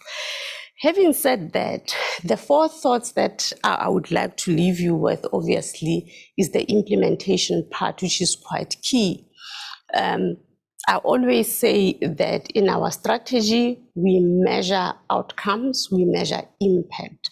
And this is the outcome and impact of what we do as AFROSAI-E, which is how do the SAIs implement the learnings from the interventions that we have. And the second point that I would like to talk about, that I would like to raise with you, is what Jan, Josephine, and Nonhlanhla raised this morning. That is about commenting on the exposure drafts. Can I please humbly request that you follow the guidance that was given, and if the exposure drafts come out, that you make it a point to comment, because this will ensure smooth implementation of the guidance and the methodologies that we present to you. As Nonhlanhla say, that oftentimes we find that it is challenging to implement some of these guidance that come through the standards. And had we commented and reflected and asked the questions, we would have picked up that it would be a bit of a challenge, and we therefore need to comment. The third element is in relation to coordination, and this is specifically to the leadership of the SAIs that are present. It is important that we make sure that there is proper coordination, especially with regards to capacity building.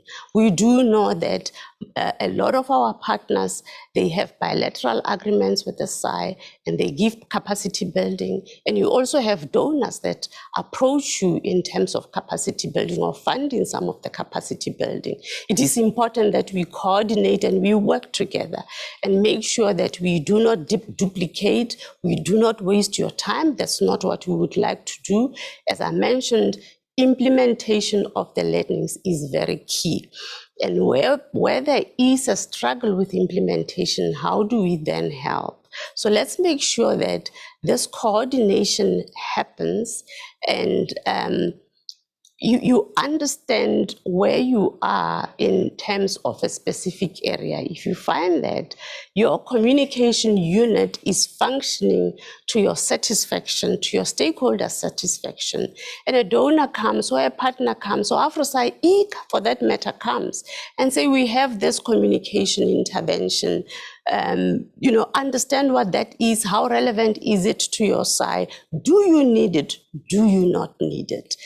Let's make sure that we optimize the little time and little resources that the SAIs have. And lastly, and which is part of the reason why my closure is so short, because I have to attend to the scheduled balcony time with my staff, and that's what I'm going to be doing this afternoon. And I would like to encourage you, and these are the words that our keynote speaker on Wednesday encouraged us to do, to schedule balcony time, to have these interactions with your teams, to reflect on all of these things that we were talking about throughout the week.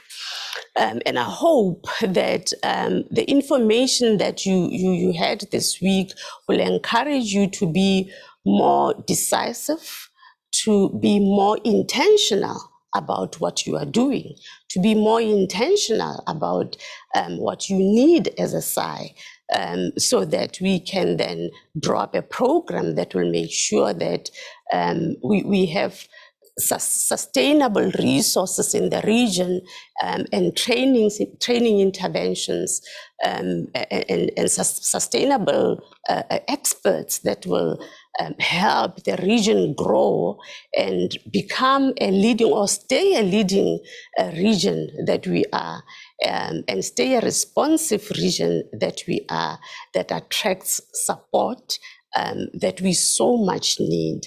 And let's demonstrate that this support that we so much need, we treasure, and we can show that we can grow.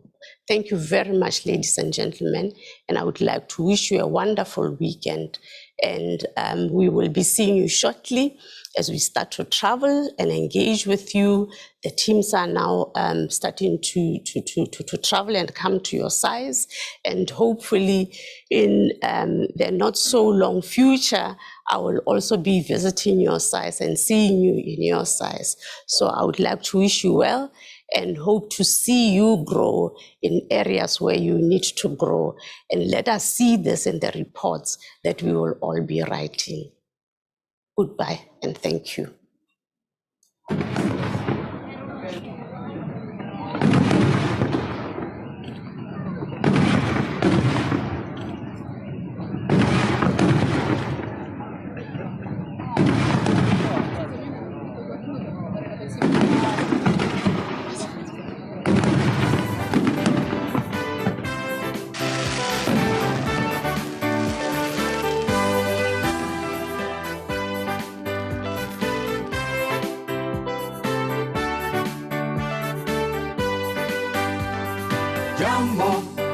Jambo bwana, habari gani?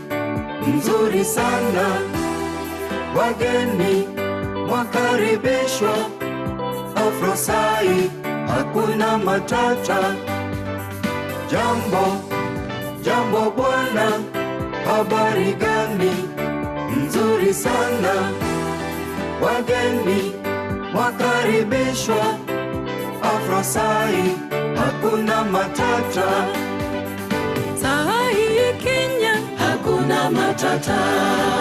SAI Angola, hakuna matata. SAI Botswana, hakuna matata. SAI Eritrea, hakuna matata. SAI Eswatini, hakuna matata. SAI Ethiopia, hakuna matata. SAI Gambia, hakuna matata. SAI Ghana, hakuna matata. SAI Lesotho, hakuna matata. SAI Liberia, hakuna matata. SAI Malawi, hakuna matata. SAI Mozambique, hakuna matata.